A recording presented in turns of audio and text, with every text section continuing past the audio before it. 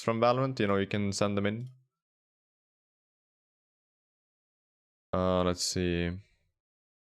But yeah, I gotta do content for the YouTubes, you know.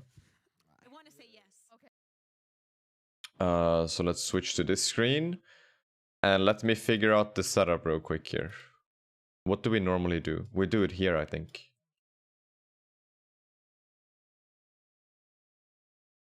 We do like that. And then this goes under the minimap like that. Boom. Yeah, that's how we normally do it. Let me just see, do I have anything? What a banger. What a banger song, actually. Isn't this from Wind Waker? Or no, it's not. It's from Majora's Mask. I'm stupid.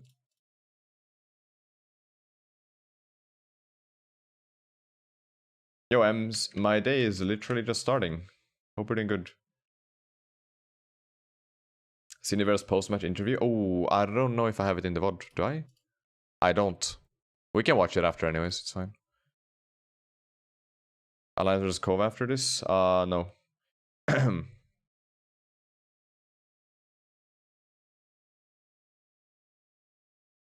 Let's see. Let me close the music. Let me check the audio volume. Two different opinions on the desk. Well, it's There not we the go. best start from Team Liquid, but they do have an opportunity to pull it back here. Sometime, Here we but go. It wasn't the worst map in the world for them either. I mean, also into the unknown in terms. So we can start by we can start looking at the team comps, right? Liquid are running Reyna, Jet, Killjoy, Sova, Astra. Meanwhile, Guild are running Sova, Sky, Astra, Jet, Cypher. So like one thing that's getting more and more common in EU in most regions is that you run Sova, Sky together. Liquid don't do it on this map. They run double duelists instead. So they run Jumpy on Jet. And I mean, it's the only map that Jumpy plays Jet for Liquid. He doesn't play Jet otherwise. And then you have Scream on Reyna, which, you know, I think Scream should be playing the duelist in Team Liquid. You have the new pickup, you have Nivera on Killjoy. I really like Killjoy and Ascent. I think Ascent is probably one of the best Killjoy maps, although Cypher is still really, really good. And then Astra is getting super, super common now in EU as well. And then they're running the Sova. But yeah, this VOD review will be from Liquid's point of view. I'm gonna focus mostly on Liquid. I agree with the points about Killjoy. I agree with it. And I already like the setup from Liquid at the start. Or no, actually from Guild at the start, my bad. So one thing that's really common on Ascent is that you play one player in mid, or you just leave utility there from either the Cypher or from the Killjoy, right? So the Cypher has the camera in mid. What you could do as well, you could leave a tripwire in mid. Or if you're playing Killjoy, you can leave an alarm bot in mid. And you can just leave mid completely open. You close the door on B. And then if anyone wants to come mid, they have to break the tripwire or the alarm bot. And that's when you know that you have to rotate one to CT to hold like that. But you can actually leave mid completely open on Ascent on some rounds and focus more on B and focus more towards A. Which it looks like Guild are doing right now. Because it looks to me like Yasin and Safe want to push A main for the control, so they're probably gonna flash and push up a little bit. If the flash does spot them in A main, like they are there right now, so if it does spot them, then they will probably go back, but they will go with the info right, and then they're playing the Sova towards B. But I really like what Liquid are doing at the start of the round. They're kind of stacking towards A. Maybe they will do an A split through short or and through main. They do a short and A split. And it's pretty common. Like I think on pistol it's pretty good to stick together and then switch it to a default setup. Also Simpop, hello Zeet. Hope you guys are doing good. And enjoy the lurk Ems. Obviously in synergy with an Astra, but right here a better starting point in my eyes. Again, eyes go straight towards your scene on that Jet. It goes without saying. Yeah, you see it here. They actually don't flash. They actually don't use the Sky Flash off the start, which is kind of interesting. Like, I would Sky Flash here just to get info, but... We'll have to see I mean, they got the info they needed. They don't have to flash. Again, need to strike. I like this split from Liquid, by the way. Look, they're controlling A main here with the Astra and the Killjoy, and the other three are going mid with the drone, with the smoke in mid right here. And now the thing is, the Sova doesn't spot anything with the arrow here, so they will probably do a rotation. Let's see. Back early in this half. And that's also one thing that just happened. I'll go back here. So one thing that you want to do whenever you're Sova droning is that you want to break the tripwire with the drone if possible. So they actually do drone short, and literally when the drone ends, it does break the tripwire. We can hear it on the sound. Need to strike That's a back minor early thing in to this keep in half. mind here. I There's the hate tripwire the break. typical, you know, Ooh. And they actually do get the kill, and then they flash. That's interesting. Oh my god. How? Wait. How's Link gotten that kill? Was it? He was in the air, I think. He was like jumping up. Oh my god. What is that headshot? I have no idea he's done that.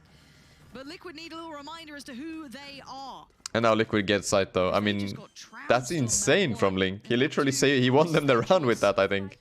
What they fancied, what they wanted. I have no clue how he found 2 there, but look at that. They get the plant by the generator right here. They have Soulcast playing towards A main. And they do... Ooh, actually Nivera died, but they did have Killjoy utility here. So they might actually not know about the Cypher, but they're in a super good position here. So Yumpy and Scree and... let's see. It's Yumpy and... Sorry, guys. Yumpy and Link. Sorry. Yumpy and Link are playing together towards the site. Scream is in the corner aiming heaven, because I'm assuming the door is closed. And then you have Yumpy playing A main. I like this post plant. It's good. So now things have to change. Yeah, Soulcast will check it. That's good. Now they know the Draken is coming from behind. So now they know one is coming from behind. They know one is short because Leo is breaking the door. The only one they don't know about is Bunkar on Astra. He's A heaven. But they probably don't have that counter. Ooh, I love that. I wonder who made that call. That's so good. When you have look at this. I'll go back here. Here. So we see Leo, he shoots the door, but he doesn't fully break it, right?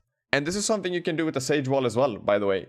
If you are playing attack and you get the spike down, and for example, a common Sage Wall on Ascent is literally behind this door, so the Sage Wall goes like that, behind the door, right? So it goes right here.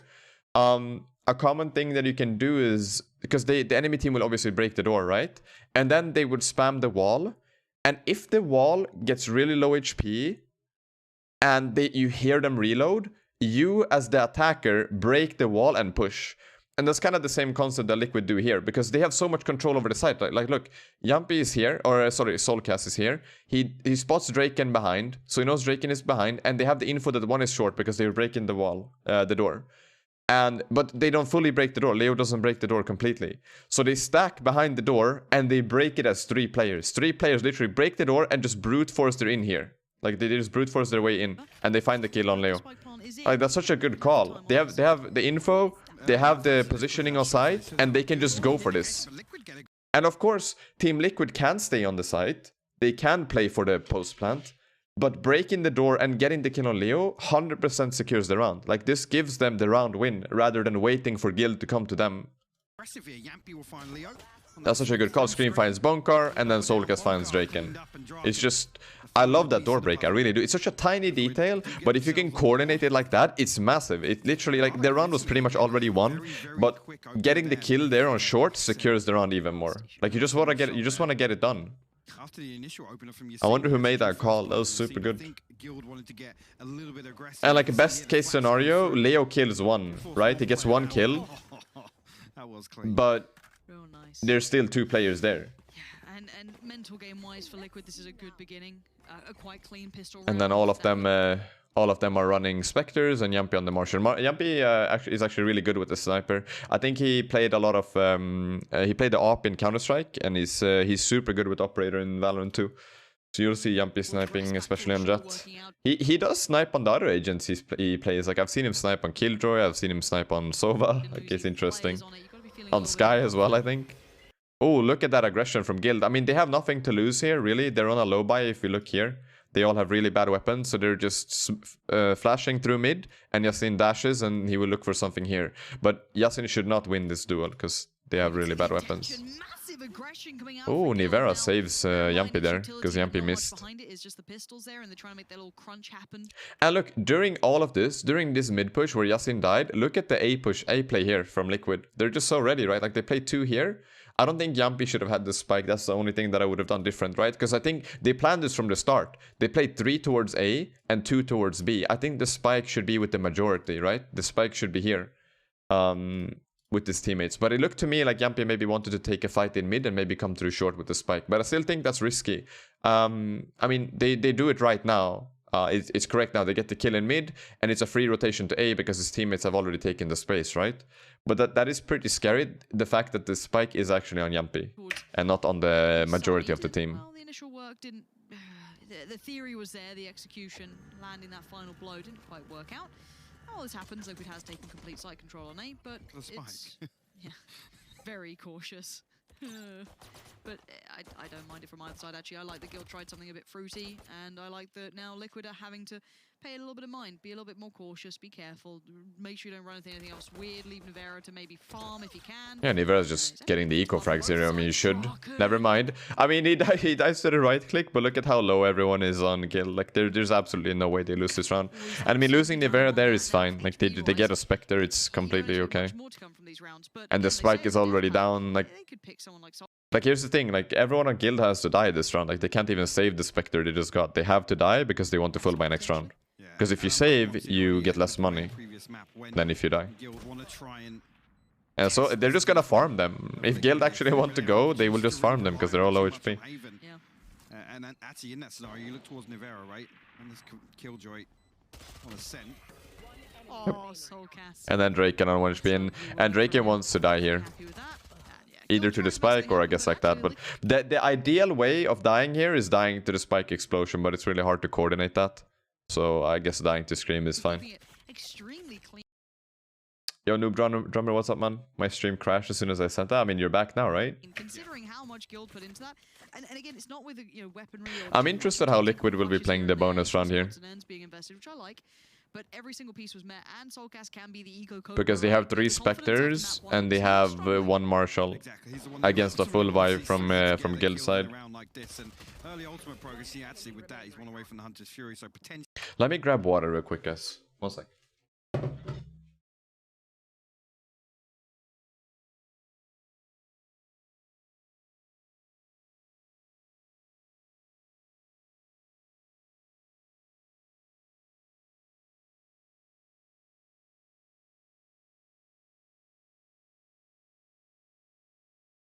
Classic right click is OP. I mean, it's a free gun, right?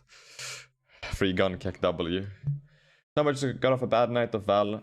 How about you, Noise in chat? I'm doing good, and you know, like getting off a bad night of Valorant is, I mean, at the end of the day, it's a video game, right? So don't feel too bad about it. There will be, you know, multiple green carpets in the future. What's up, Fruya? What's up? What's up? I wonder what Nivera buys here actually, because Nivera has full utility, but oh, he goes Sheriff and low armor. Okay, interesting. I mean, it is a bonus round. They just want to do damage or win the run, but it's not too important. That's a nice flash. That's something that a lot of people don't think about, especially in the lower ranks. The fact that you can flash, like, there's no skybox in this game. So what a skybox is, in games like Counter-Strike, for example, there's an invisible ceiling. So for example, sometimes in CS, like, there could be like it's an invisible ceiling, right? So if you were to throw a grenade, the grenade would bounce against the ceiling and then go down. So doing things like this wouldn't really work. But Valorant does not have a skybox, which is why lineups are super good. But you can also do it with Skyflash. So you can Skyflash above buildings, like you see here, right there. You see, like, it just goes above short and it's gonna end up in A main. So literally right here. Boom, and then they get the info. Yeah, as you say, no real progress on the ultimate side of things. So if they do take damage, so now Safe and Drake can know that there's at least one player towards A. Really to get going in the next round.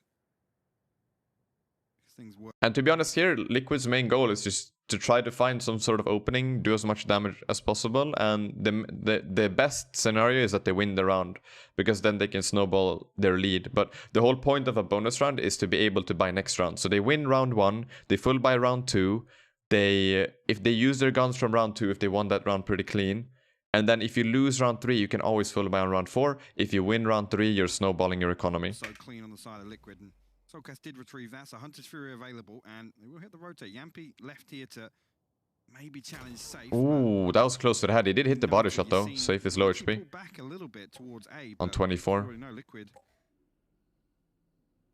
See what they're doing here.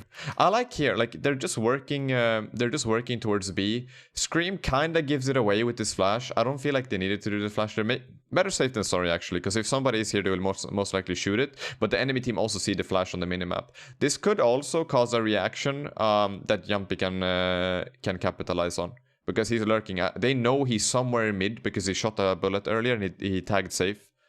But I think that they just want to group up and do something, and Jumpy will just come later and try to do something with it. Site set on B at least initially. Spike not committed though.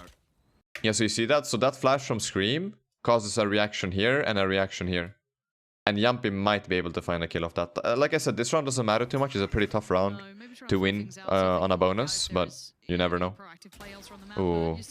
I mean, that's the beauty of the Marshall, by the way. Even though Jumpy hit 2 body shots, like Safe is on 24 HP, Yasin is on 49 HP, Nivera is on a Sheriff, right? And the Sheriff does 55 to the body.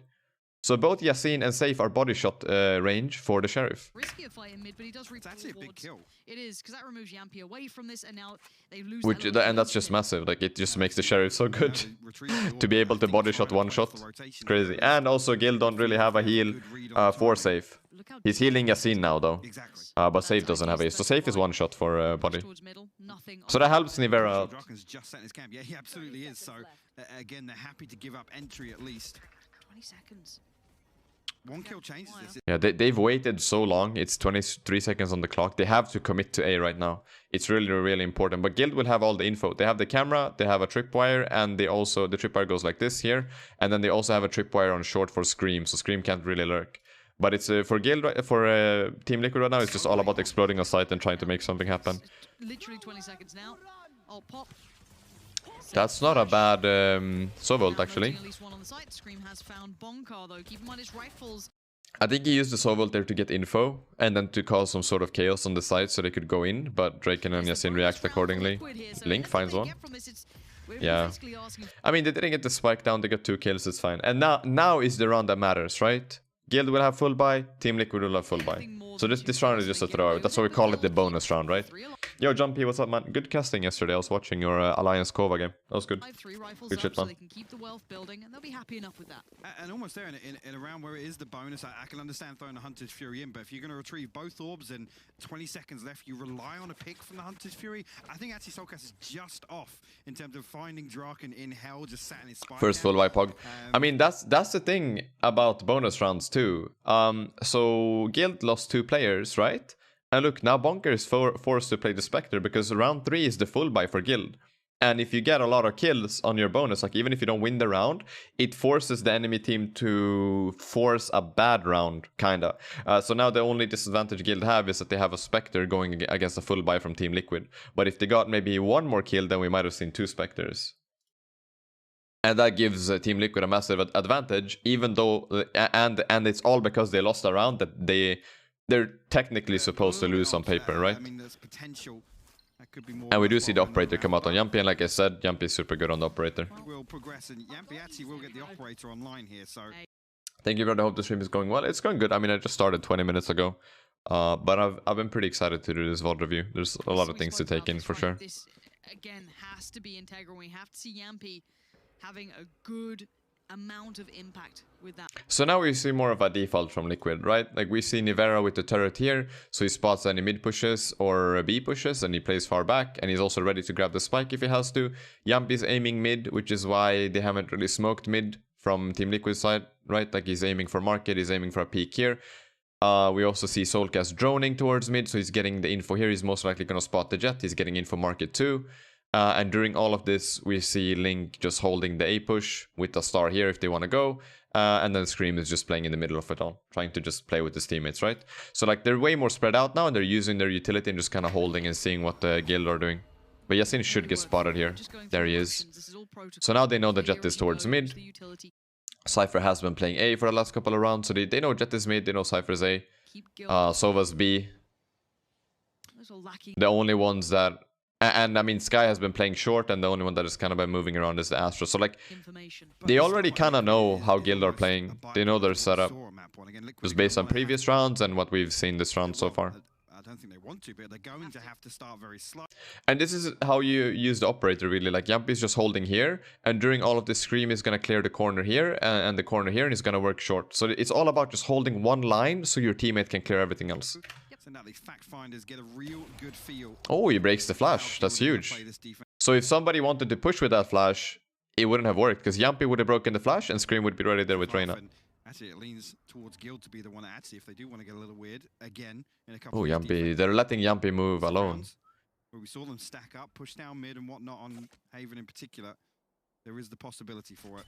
Flash should be back up now. Look how passive Liquid are towards the B side, right? Like, they have Nivera holding here with the spike. Meanwhile, everybody else is working here, right? Jumpy is trying to secure short, and Soulcast and Scream are trying to secure mid, and they know Jet was there. And then we have Link just working A main alone. So I wonder how this plays out. Guild counter with a dog. It instantly gets broken. And they will probably assume that the person who broke that dog is probably the Sova that droned earlier during the round. And now they know that the Jet is on short because they saw the Jet smoke. 40 seconds left now. Soulcat's going to have to deal with this wall again. This is key information. Or actually... No, never mind, never mind. They don't know that Jet is short. It was Jumpy smoke. My bad. It was Jumpy smoking. Over outside B main, it's so deep right now, and my bad. They haven't really achieved anything. Soulcast is the deepest player for Liquid. 30 seconds left. There's no progress towards either site yet, and there's 3 members of Guild ready to greet this. They're playing it so late. Like, look, it's 24 seconds left on the clock, and they still haven't really decided. I mean, we have Soulcast with a pretty deep push in mid. And we have Jumpy holding mid, but there's like no progress being made. I'll draw it. You need progress in this area before taking a site. And same thing with this area. Like, you need progress here, but there's no progress so far. And look at Guild. They're already 3 towards B. But this could be pretty dangerous if they don't expect Soulcast in mid. So yeah, Soulcast can catch the flanks if they become an issue, but even then, I almost want a bit more because you're depending 18 seconds. with 15 seconds and you have 0. This is it's so scary to go this late. But it's very common, like teams like Na'Vi and Gambit go this late, like it's the Russian style. Good flash comes in, but he's gonna be Jumpy finds one. He goes down, but there's still 2 on the site. Bonkar greets him with a smile. That's 1 Leo by his side. Leo still stands, but he gets swept aside. The trades are going, like they're just exploding on the site. Oh my, how close was that? That's why it's so scary to go that late. Like, look at the clock. Let's see. I'll try to pause. 0.2, 0.116. 0.16 seconds left on the plant. Like, it's literally like milliseconds. And if Bonkar got 1 more kill, or if Leo found 1 more, they wouldn't have enough time to plant. It's so scary to go that late. And now it's a 2v3. If you do manage to get B-side like this, and you have the number advantage, it's so hard for the defenders to retake. Like, just look at this positioning, right? There's an alarm bot here, 4 lane, so they don't have to worry about, nobody has to peek it until that one breaks. Scream is holding stairs, and Yamp is playing backside with an operator. So, like, both Yampy can watch this. If something happens to Yampy, if they push Yampy, Scream will react, because he's watching the push downstairs. And then Nivera is just, he's not really doing that much. He's just waiting for his alarm bot to trigger, and then he's reacting on whatever happens to Jumpy and Scream or their info. So all 3 players will be posted up. Or I think it's an alarm bot anyways. Yeah, Jumpy finds the one on stairs. And now it's a 3v1. Like, there's no way. And now since it is a 3v1, you can kind of push up and just check. So you see how Scream, he just jiggles here. He doesn't even go for the fight. He just jiggles with his shoulder and tries to find if there's anyone there. He sees Draken and then he will go for the fight. It's huge. Well handled. And again, just to come back to the composition, these sorts of rounds actually now with this change, with the Astra being present for Guild, in terms of the Yo Normie, what's up? Hope you're doing good. Hope all is on. Swing towards a late round here. Actually, Guild are much better equipped in terms of the defensive side, and obviously having the benefit of having more tools at their disposal on the Astra. So that is something to know if this... So yeah, like if Leo or Bonkar found 1 more kill here, like there's no way they would be able to plant. Yo, Joe Power, welcome to the stream. Continue for Liquid, I think... Good morning. Yes, Bonkar will be tested in that sense, absolutely. And again, that's a scary That's so prospect, scary. I definitely think they're better equipped this time around than running the Omen. Yeah. Ooh, I like that. I like that early camera. So that's something that I really, really want Cyphers to do more in ranked. And that's a common mistake that a lot of Cypher players do in ranked, especially in the lower ranks. It's the fact that, so they set up on their side, right? I'll draw a little bit for you guys, but they set up, right? They put their camera here. and then they do like a tripwire here, maybe a tripwire main, or maybe a tripwire short or something. And then they sit in heaven, or they sit under heaven, or they sit here, and they just sit and watch their cam, and they wait for the enemy team to come to them. Like, at that point, you're flipping a coin. Because you have no info, you don't know anything at all. Like, you're just sitting there hoping that they come to your site, that they go into your tripwire, that they go into your cages, and that you get your kills.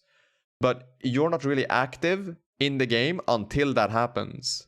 So what I always tell people is to just try to take early info as Cypher, especially on defense. And I really like what Draken does here. He goes forward, he puts the camera here because they can't really peek him. He can put the camera down before they can peek him. So he can put the camera down, run back behind this wall, and then check the camera. Right? If there's somebody there, they will shoot the camera. If there's nobody there, you will see it.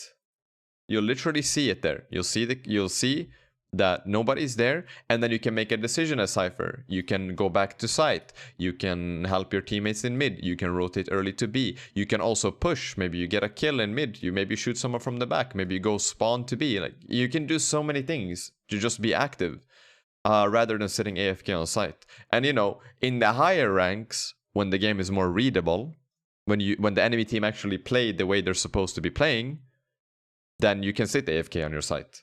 Because you can read the game. You know most likely when they're going to come to your site. It's completely fine.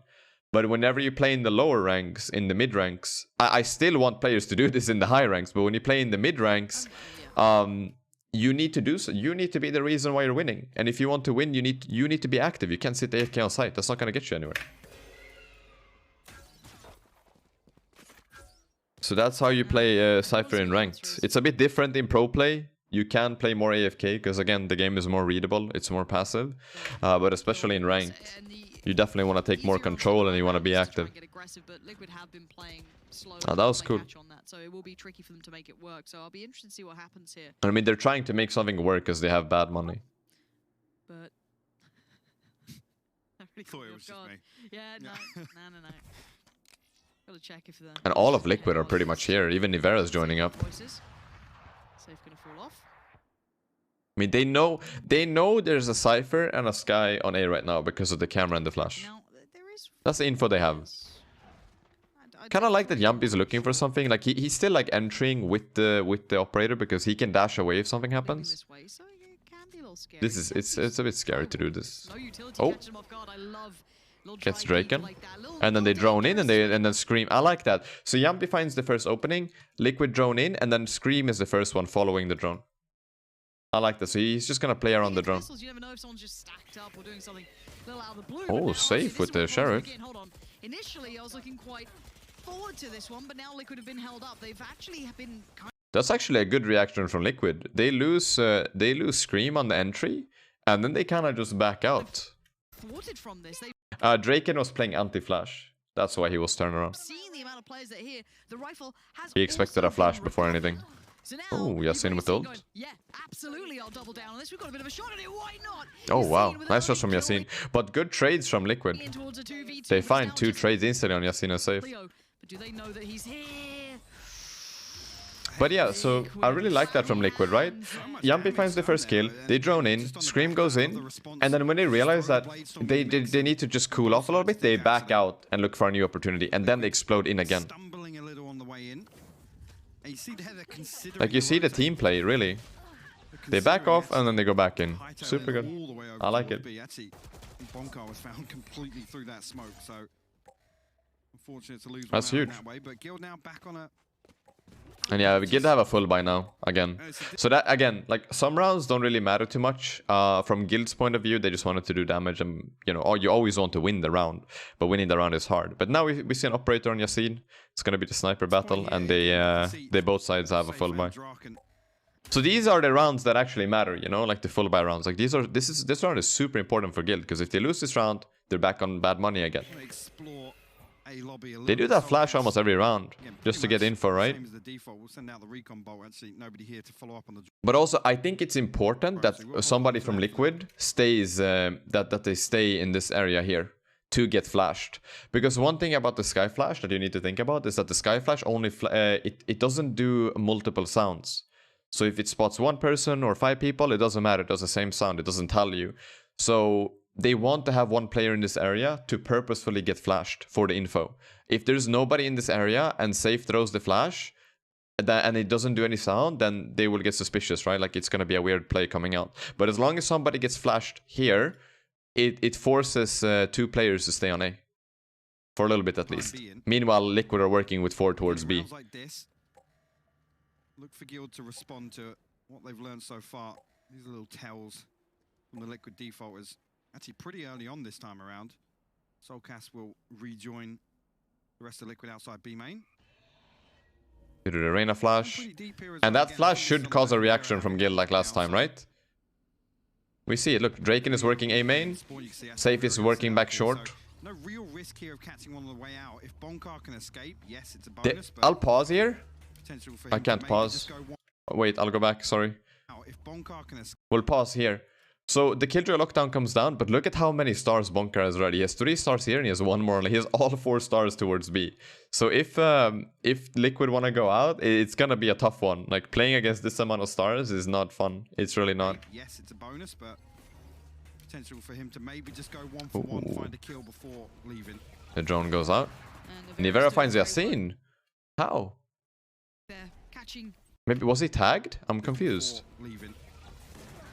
Not sure, actually. Great work there. Catching Yasin already is a massive scalp to be claiming. Scream going to try and post up towards market, but success towards the site is not perfectly secure just yet. Still one player, and Scream with an uncharacteristic. I like this too. Like it's like whenever you're taking B, it's really important to take control over this. So like I'll draw the line. You want to take control over this. You can have 1 or 2. If you're 5 players, you can have 1 or 2 players taking the boat or the market area, right? Or maybe towards CT stairs or maybe even CT. Like you can take this area here. I'll redraw that. The circles are bad. But you can have like 1 or 2 players controlling this, right?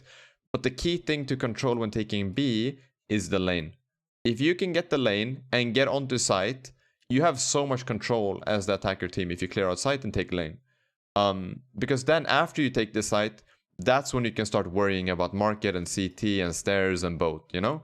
But when you go out, taking control over lane is definitely priority. And again, like you want 1 or 2 players working both the market, but it's not the main priority. As long as you get the control here, it makes the run so much more winnable. And now they know that Draken is coming from behind because he broke the alarm bot there. They have the info on him. No B main control as well, so Draken going to be able to... And again, we are in the 3v3, right? And again, if you get the site control like this and you have even numbers or you have more numbers than the defenders, then it's so hard to retake. It really is. On backside here, you see he's going to try and get a little bit aggressive with it. Does he find a kill here? Oh, we missed that shot. That's a big kill for Guild, actually. I like what Jumpy did there, though. Like, he tried to just find 1 pick to make it a 3v2.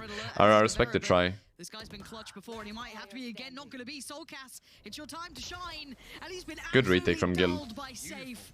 I like the push from Jumpy, but Guild getting that kill essentially gives them the retake. Because as long this retake as the defenders is super doable when you have number advantage. If it's equal or you are less than the attackers, then the retake is actually really hard. But if you have 1 man up, then it makes it so much more doable.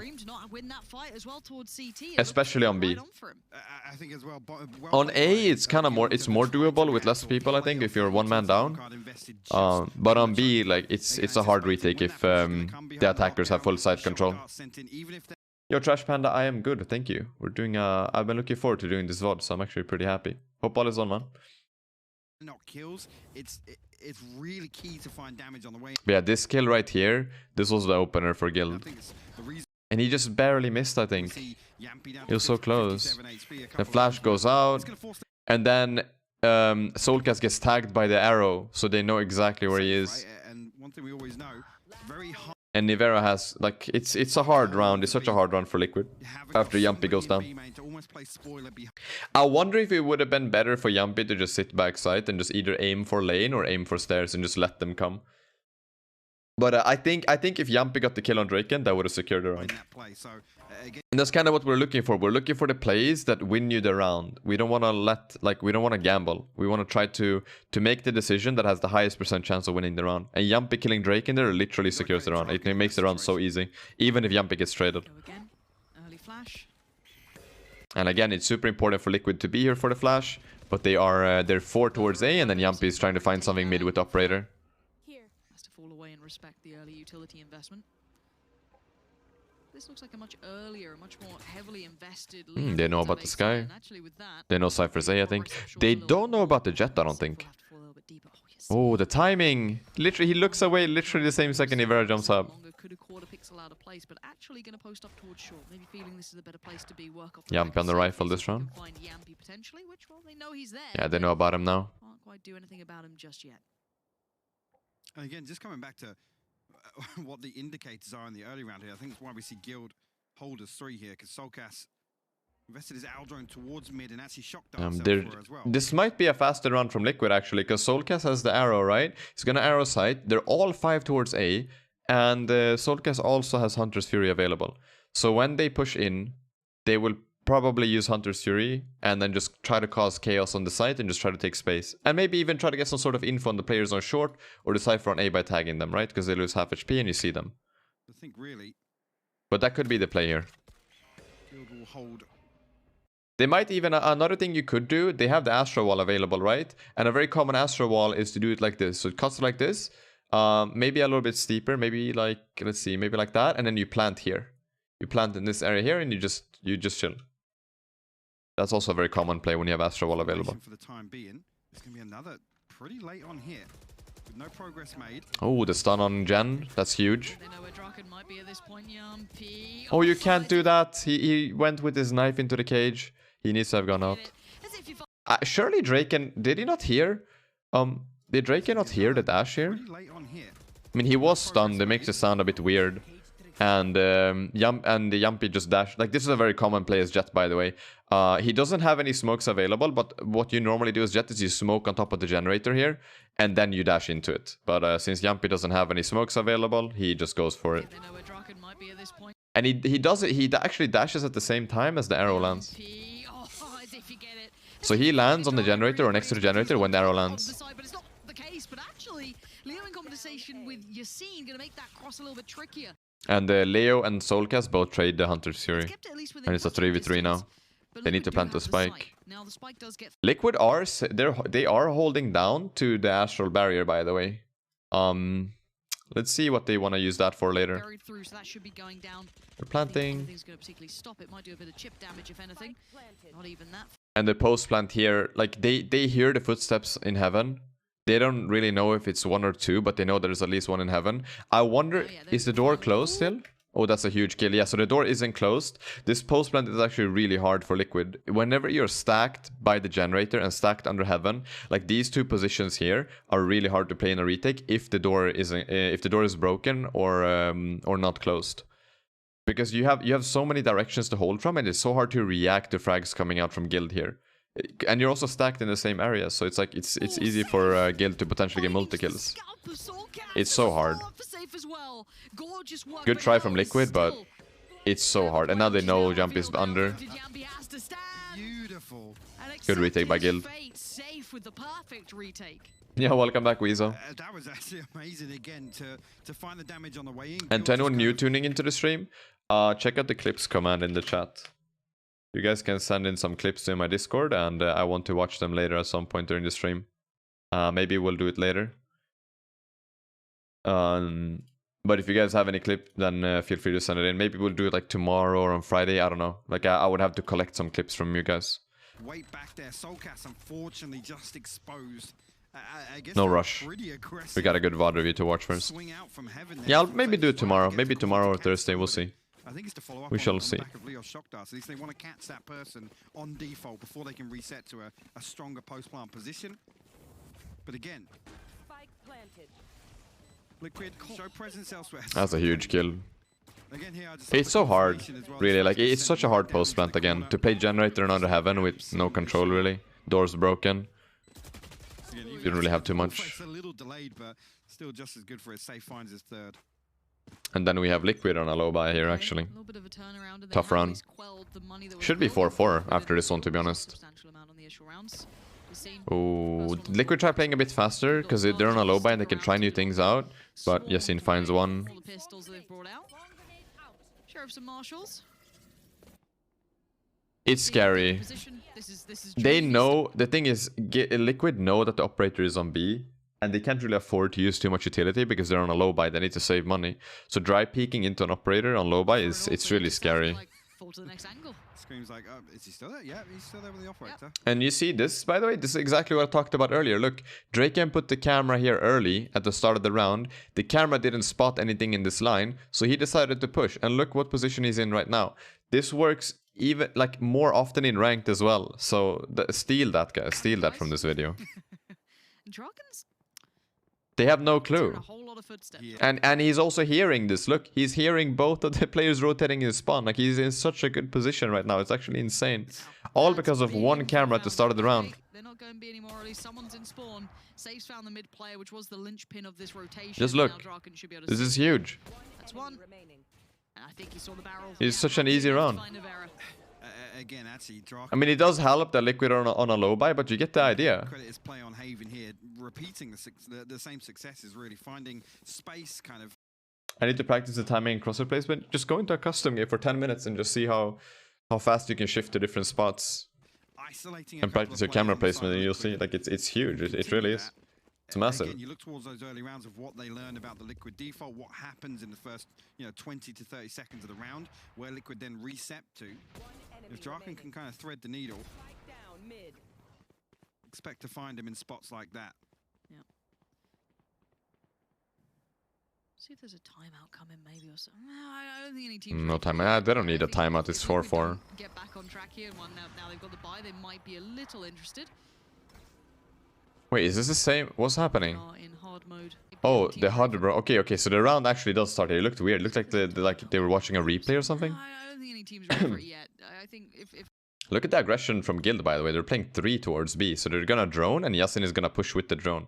And that's something that you guys should be expecting, by the way, in your games. If you do hear a Sova drone from the defender or the attacker side, always expect there to be a player alongside it. And even if you break the drone here, the drone allowed a player to control this area right here without you knowing about it, you know?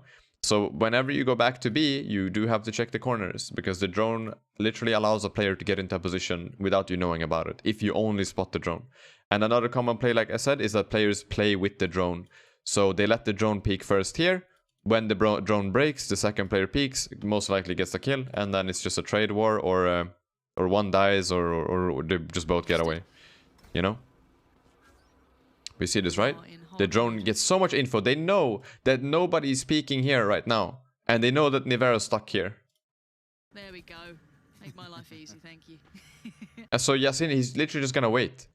And the only thing that can save him is if Link smokes this. There is a star, there is a smoke ready, but that's the only thing that can save Nivera right now. Some sort of utility. Deeper look here, you see, maybe feeling Yep, there it confident is. enough to go for this, pulls the trigger very early, didn't even count to 3. But Nivera stays. Link does a fake smoke. Yampy right up middle though. And Yampy, during all of this, Yampy's managed to push through mid as well. Did start exploring. Was that... Hold on, let me go back. Ah, that's sick actually. We are So look how much info, There we like go. Guild are playing 3 towards B, and look how pushed up they are. But Soulcast during all of this has droned in Yampy in mid. Easy, thank you. But a little bit of a deeper look here. You see, maybe feeling confident enough to go for this. Pulls the trigger very early. Didn't even count to 3. And they know that there's somebody in mid because they broke the tripwire, right? I think the drone or Yampy broke the tripwire. But I'm not sure if they expect Yampy this deep. And also Nivera's still here after the fake smoke. Yampy. Yampy right up middle though. Remember, the Soulcast did start exploring this earlier, so maybe feeling this is an option. And he finds on a Get out of bunker. it, Yampy just embedded towards. And that's actually a pretty nice way of saving Nivera. Soulcast helps him out with an arrow here, see? The arrow lands right here when Yampy gets the kill, and he spots Yasin, so he has to run back, and that's Nivera's time to run away. Option, get out of it, Yampy just embedded towards Bonka, who just gets deleted sitting towards spawn, and now Scream gets the contact towards short, but there are two players there, but Yampy is now a problem. And they know, also from the start of the round, because of the drone and Yasin's shots, they know that it's 2 towards B, and they know it's 2 towards A.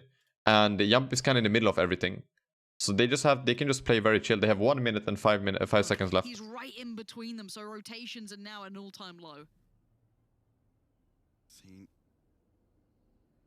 Yasin has no clue about Nivera. Could be just holding close contact here in Nivera's spot, and he will post up for this now. The patience. Creepy still. He does see him. Oh, Yasin gets him. Damn. That's a 4v4 now. Yampy still posted up here. They know about Yampy here, by the way. They have the info, and they're gonna get even more info now with the Seekers.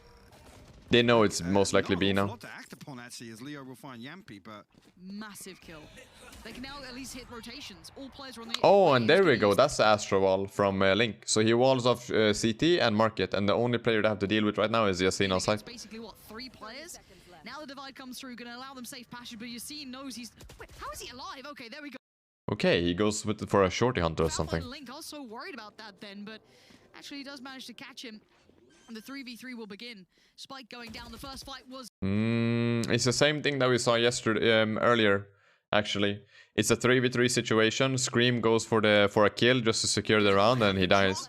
And now, like I said before, when you have the number advantage as the defenders retaking B, it just makes it so much easier. If it's equal or they're 1 man up, then it's hard. And now they have the info they need to carry on forward. But they win this round most likely. Especially they have a flash available too.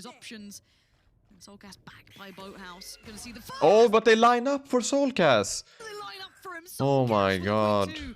And the third now would be Leo, but Leo presented the 1v2. That's Nothing in the kit, just the gunner that's really unfortunate for Guild.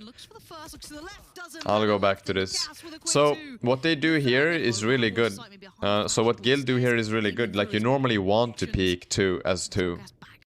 But they like, look at this, they stack on top of each other. So whenever you swing like this, like you want to have a tiny gap. So you want to have first person here and second person here, right? But it's in the heat of the moment, it's really hard to coordinate this. It's super hard. So they both just peak at the same time and they stack on top of each other. And then we also have Soulcast as a cross replacement. It's literally head level. So if they line up, it's a quick double. Soulcast with a quick 2. And the third now would be Leo, but Leo presented the 1v2. Nothing to play with, nothing in the kit, just the gun at his side. And he leans in, looks for the first, looks to the left, doesn't matter. And then it's like you don't win that round as a defender. Down, Soulcast finding such value from back of sight. Yeah, I love that as well. Finds the first 2 kills, just the jump peak to confirm. I don't know if they wanted to do the Killjoy Astral Dweezo. I'm not sure what their plan was. Doesn't need to dig a little deeper for that final kill. But yeah, this stack there, that, I don't know. It's so hard to coordinate that. Finding space on the flank and good timing on these flanks as well. Coming behind the... I think that Liquid will be trying to play... I like this, by the way. They know that Guild are on a full buy. They know that the Jet is... Actually, the Jet is swapped. Like, this is the key thing when you play Jet Operator on defense, really. Swap your positions. Try new things.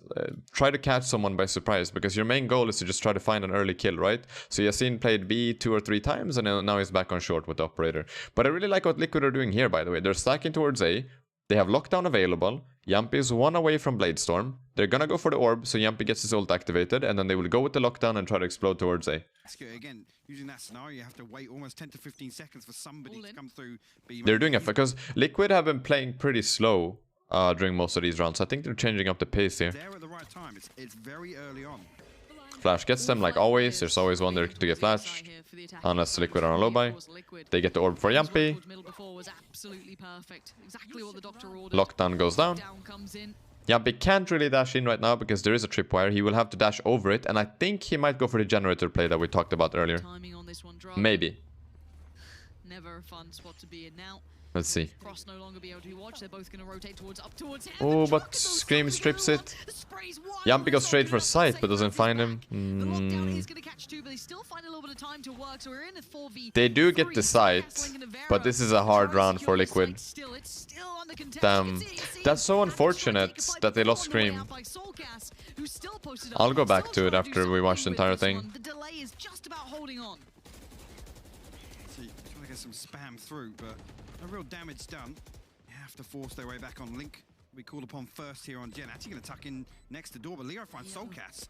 Yeah, that's going to be opening things up now. 2v2. Has to hold Navera and Link.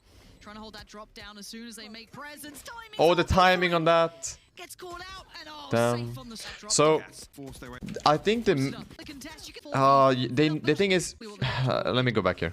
So they know that Cypher is playing A. Cypher's played A every single round so far. He hasn't changed anything up for this is round number 10. And I'm actually not sure how Scream trips the, because like there's a drone. I'm not sure if the drone heard the tripwire, right? But you can't get tripwired here. Like really, like this tripwire here, I honestly think that loses Liquid the round. Because it allows Draken to find a kill. One of the most important kills actually, because it kills the entry. And the entry doesn't really get any value at all. And then Yumpy jumps in. He doesn't go for the generator play at all. Like he just goes straight on for sight. And I don't mind that either, because they need to clear. They need to clear under heaven, because that's one of the only hiding spots really. The Killjoy lockdown doesn't reach over here. You can hide behind this area right here. So Yumpy jumping to side to clear that is good, but he does go down. He doesn't find a kill and Safe kills him. And then it is a 3v4 and it's such a hard round, because you can't lose Scream like that going in. You have to deal, because they know Cypher's playing A. They have to deal with the tripwire.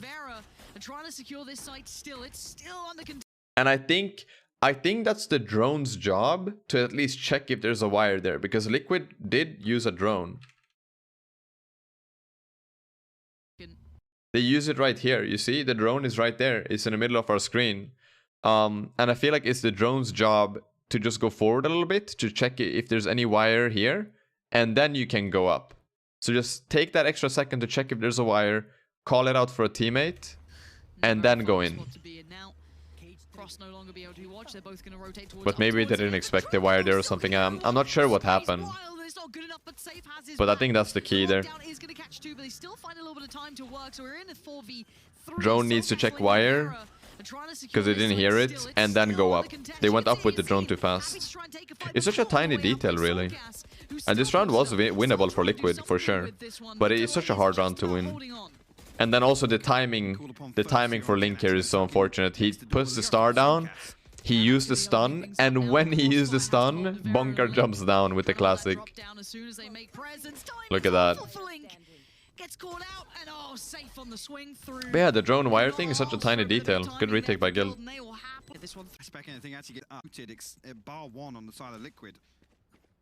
And there is a full buy, or they're kind of forcing here on Liquid. Look, they're playing 3 rifles, and then Soulcast and Scream are playing on the Sheriffs. There is one more round after this one, but I think Liquid just want to try to secure something here. The XQ even comes through. What makes it all that much easier for Guild on the retake. Now actually, 2 Sheriffs. Oh, a good drone from Soulcast. They know where Yasin is playing with Operator now. That's really good. Ooh, that could have been a hit. It's going to be something to look at as Soulcast and you said it, Scream, both going to be down to Sheriffs, but a quick piece up mid and wall bang on the wire. That's so like look at that. They just rush it down. Yumpy gets tripped. It reveals it for Leo, and Leo just spams. Boom. That's why Sova is so good on this map, because there's so many wallbang opportunities, and you can play pretty safely around this area here. Because the whole wall here is wallbangable. So if you have a tripwire here, or if you drone as Sova from CT just to take mid control, if you spot one, you just wallbang. But the key thing is, if there is a tripwire mid, you have to react to it as soon as someone gets spotted. It's where the Aldrone came from. Got the reveal, everything. So like, even though Yumpy dies there, look how deep Scream is. Like, he's in market right now. He could find an opening towards B, and his team is pretty much ready except for Soulcast. Soulcast is just holding.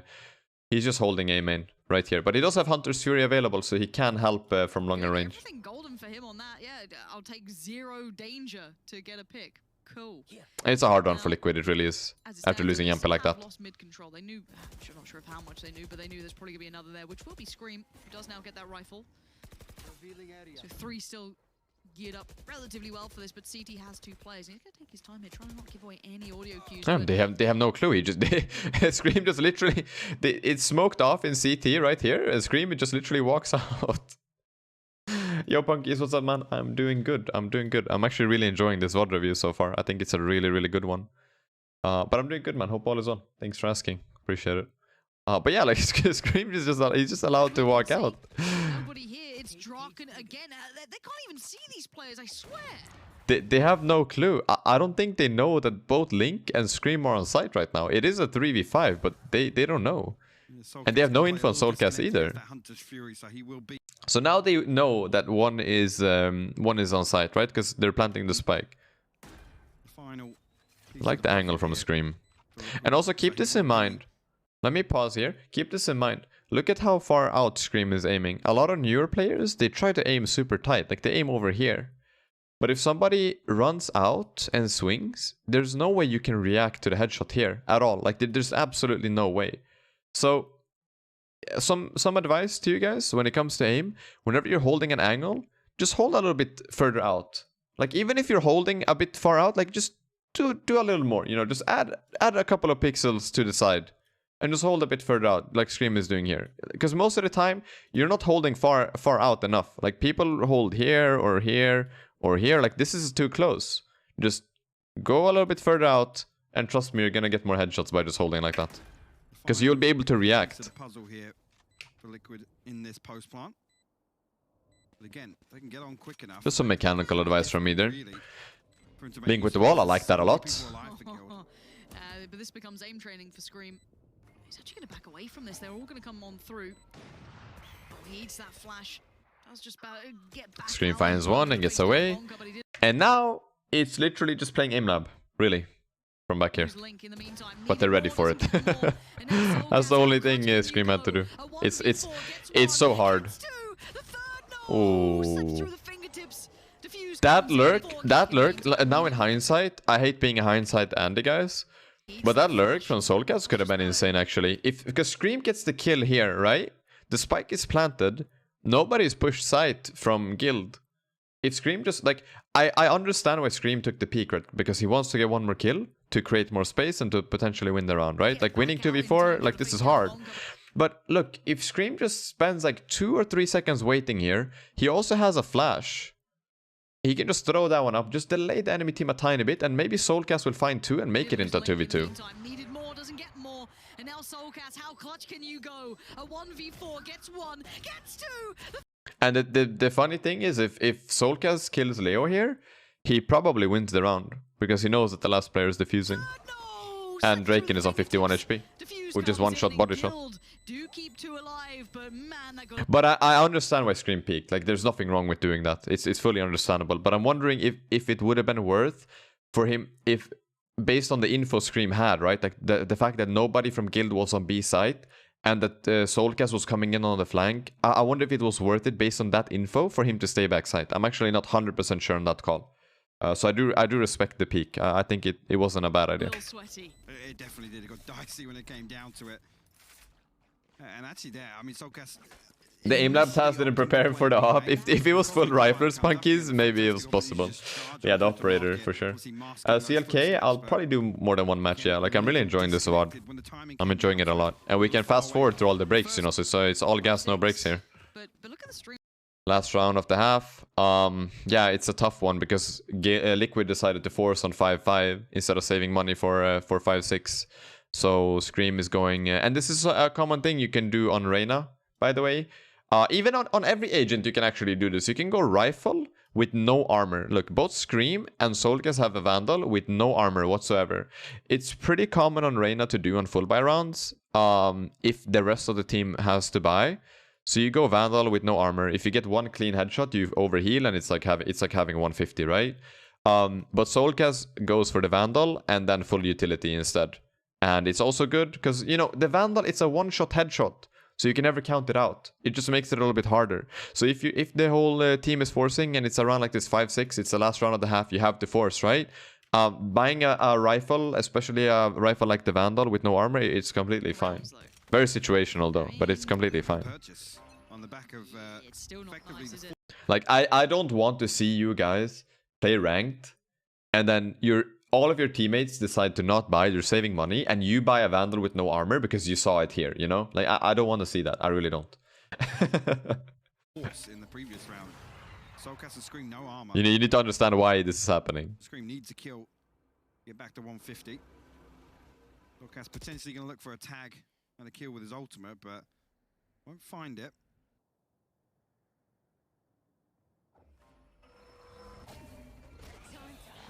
Oh, nice dog from Safe. Gets a lot of info. Yumpy dashes on it though. What? It's just desperation. It is. It really is clutching at straws. You see, it's found Scream with Shorty.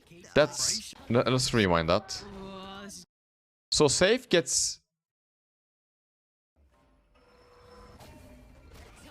Safe gets stunned. Okay. He gets stunned by the Astro Star. safe. And Yumpy just goes in. Because he expects Safe to be stunned, but Safe just... Wow, that's a good shot. Desperation. It is. It's a massive shot. Soulcast does fine with the Hunter's Fury, and it's a 3v3, 3v4 actually. Damn, that's such a YOLO move from Yumpy, to be honest. They're doing this because it's the last round of the half. Malandromon, I literally said that. But thank you for being an expert and literally repeating what I said. Good job. Claps to you. Mark. But still, Liquid are not finding success trying to get through towards A main. They're still being locked in here. They haven't made that successful push on short either, so the pressure really has been relieved. You can see maybe Soulcast being the second string to that band coming on through now, but they're already considering this. See if Yassine's quick to it. Oh, I like the crouch peek from Soulcast here actually. Yassine reacts to it. Soulcast has no armor either. But holding crouch here, because if you just look at where Yassine is aiming, he's not aiming for head level. I mean, he is aiming for head level. Sorry, Yassine is aiming for head level, and Soulcast is peeking crouch. So just to mess with his aim. It's a good situation to crouch, but Yassine reacts to it. Damn, it's a quick reaction. On the money right now. Soulcast goes down, and Link and Navera, they were really hoping that short presence would at least give them some step towards the site. Draken will spam through, but he's still got his spy cam to work off, so Guild don't even need to risk giving away another kill here. They can just wait it out. Navera with a Sheriff, Link with a Spectre, so ultimately you look at Navera here to find entry. He's the one that's got the range advantage, if anything. 20 seconds left now. I don't think... It's such a hard round, and it's also really late here. It's 20 seconds left. They have to go no matter what, because it's the last round of the half. They can't really save. Have to force their way through. Guild just holding strong. Again, the Aldrone will come up by a little more time as well. Now they know. Will give everything away. Draken good for the first, the second. Nice. Guild.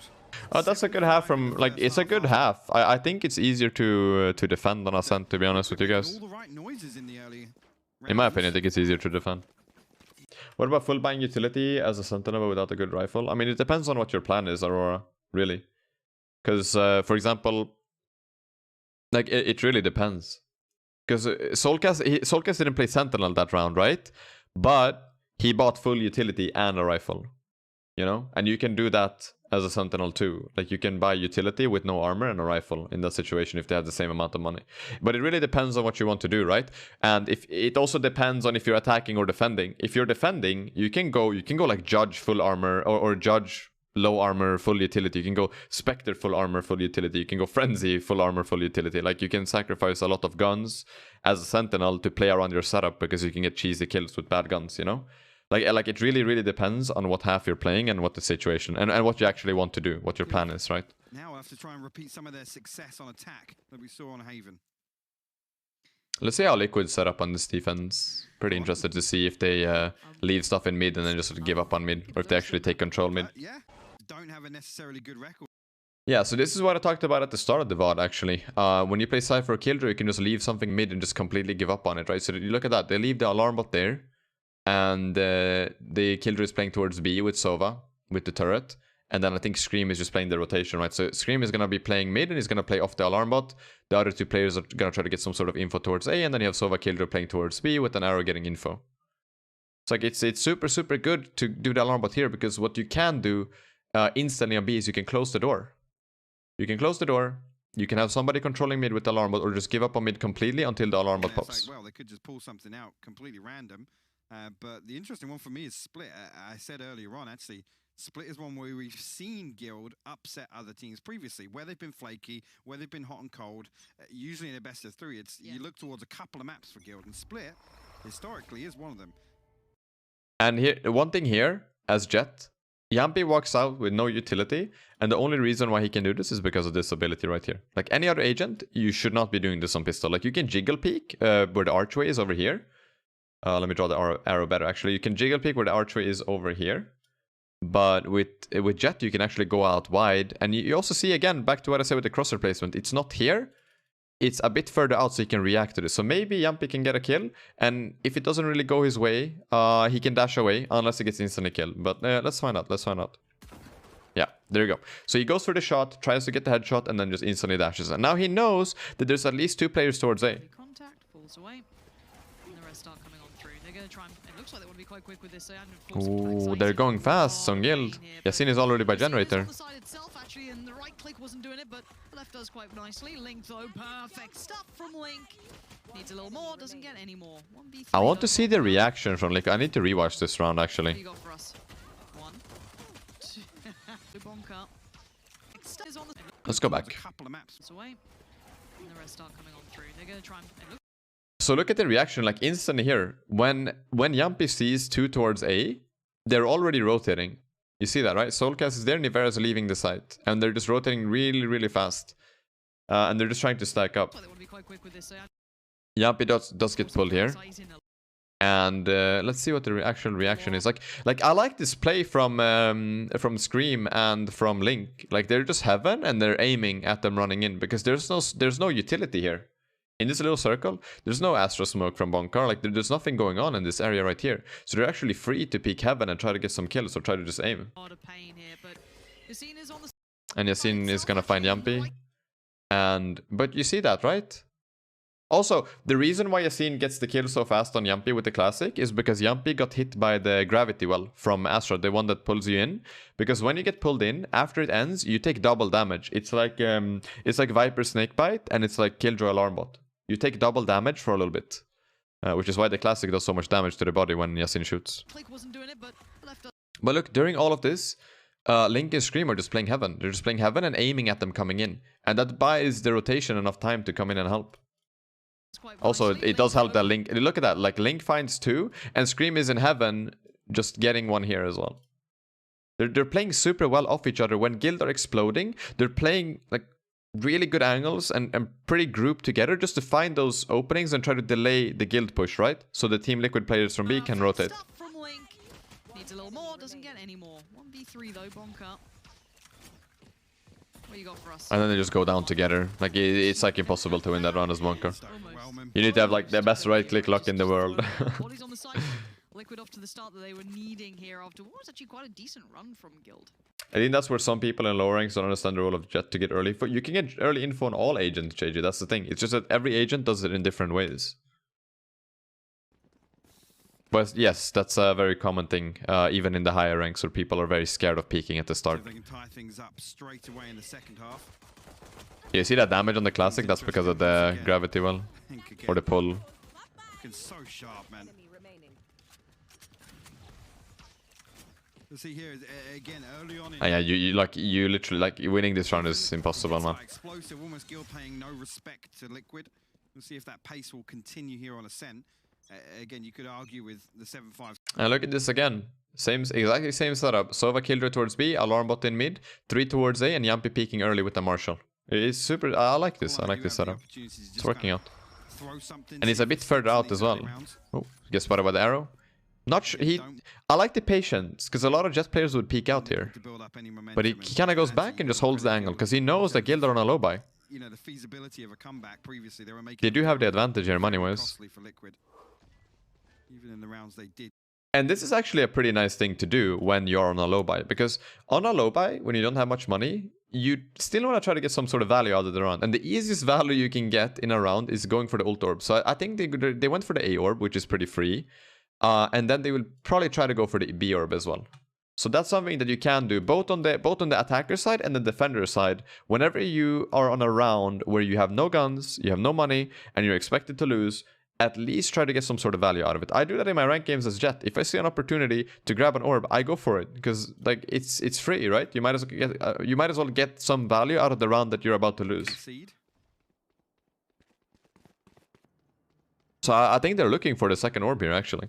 No push out from Liquid here, so He'll be cautious. They might not go for the second orb, but they did get one of them at least. In their hold, you see actually a lot of utility. So no matter what, like it's tiny value, right? Just one orb is it's tiny value, but it's at least something out of a round that you're expected to get nothing out of this round as a guild. B-site entrance, the alarm bot to watch market. Draken left out on an island, expect him to do what we've seen him do already today. Again, only confirmation of one player. And now they know one is B, and they know that at least one is mid because of the alarm Two bot. now with the alarm bot, minimum. But I think the door is closed. Yeah, so see, you close the door and you have the alarm bot in mid. So now they know that they need one player in this area here. And I think that bunker is rotating right now just to hold this area here. Because that's all they need to hold. If guild want to go B, yes, if guild want to go towards B, no, it's not bunker. Sorry, I messed up the colors. That's my bad. Link is rotating short. He's rotating here because the alarm bot broke, right, to secure this area. And then if guild want to go towards B, they actually have to break the door. So as long as guild don't break the door, they know that the only place they can be is in this line here, really. And all you have to control is the area CT. You don't have to care about anything else. Of Link. Again, this can all So you see Link does this. maybe seen as He doesn't have to do anything. Spams a little bit, chills, checks the left side. Putting out the feelers. Yeah, just seeing Nothing else to be done. And All he again, has to do is just hold. So you never know if they're playing actually exactly on the monies they're going to do in the buy round, but 30 seconds Scream left. now, the one to be tested. Lovely on the first. Gets away. No need to be greedy. Good, will freeze and now actually looking like. Oh, Yasin actually made it through mid. They dropped it. Link ran away. How was Yasin got here? Sorry, I thought we were on somebody from Liquid, but it's Yasin who's able to walk. Slightly confused.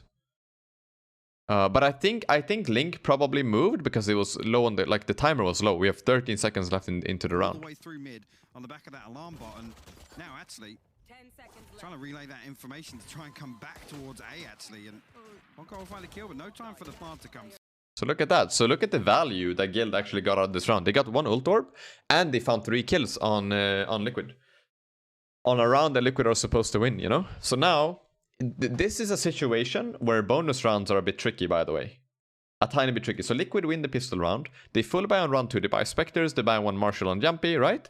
But now they only save 2 guns. So it's a hard decision to make if next round will be a bonus or not for Liquid.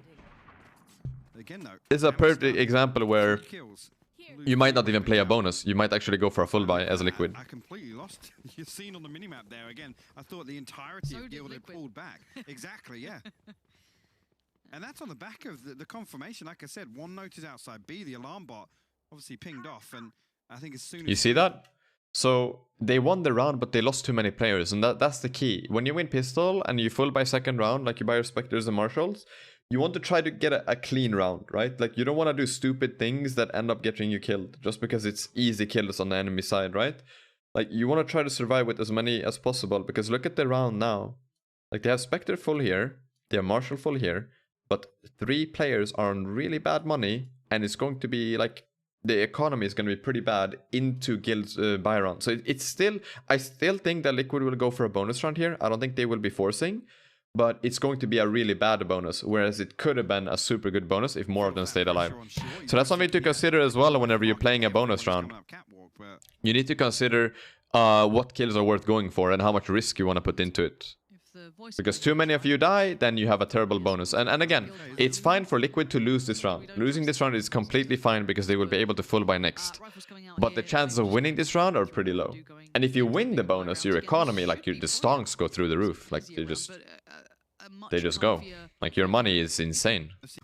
Make it through that qualification gate, and again though, you look at the other side of the screen, it's Liquid.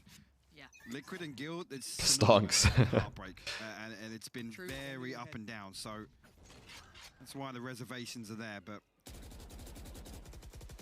we have to see Guild now looking at a little more proactive, a little more energetic in the early round here. Again, we'll explore market.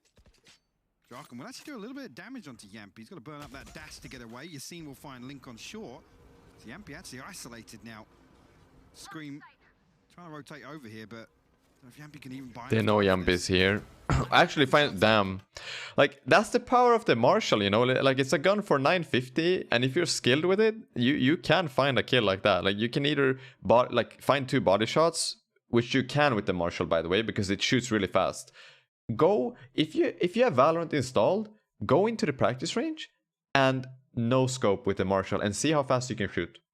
Like, you will be surprised by how fast you can shoot with the Marshall. It's actually unreal. So you can hit 2 body shots really fast, or you hit those crispy headshots. That is a one-shot kill at all ranges, by the way, and it is a gun for 950. Trying to rotate over here, but if Yampi You can do a lot of work with the Marshall I mean, if you're good with shots it. like that, he might be able to do something, but you feel like you might have run out of your little bit of And no scopes with the Marshall are very accurate, as you just saw.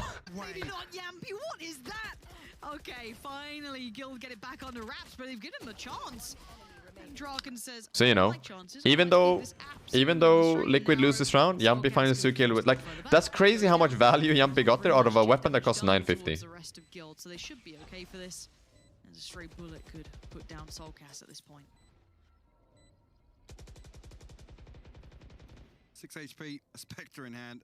And In here to just try and Soulcast play wants to assist die on here, by the Yampi, way. even top mid. The optimal way here is that he dies to the spike explosion and not to anybody on Guild side, because if he dies, he gives them 200 credits to the person who got the kill, and they also get an ult orb. Again, And he has to die here in order to get max fantastic money run. next round. With the If he burst saves the hits, sheriff, Liquid he can gets, I think he gets slow them 1,000 down. credits. If he loses here, he gets 2,900. So it's a 1,900 credit difference. Soulcast can find a third, and Guild peel this way, but there's a trap wire. So he might not be given He the has to die. opportunity. So yeah, he doesn't go for the spike explosion. He's actually looking for an exit here. No. Nice try. Shock and sharp as he has been. Finds the headshot. Guild go 1 round up, and again, Liquid, a little bit of damage control. And now here. Liquid have the With full buy, and now this is the round that matters. Were able to salvage from the previous round, so expect a more flush purchase here. He's And look at the alive for no-scope so here, like, long it's here. insane. Actually insane. It's so He sends accurate. things into a leer from Scream in heaven, and like Especially I at that said, range. He's one kind of bailout there is Scream being able to get there quick enough, but the leer comes through the wall and actually plays out perfectly for him. Double up.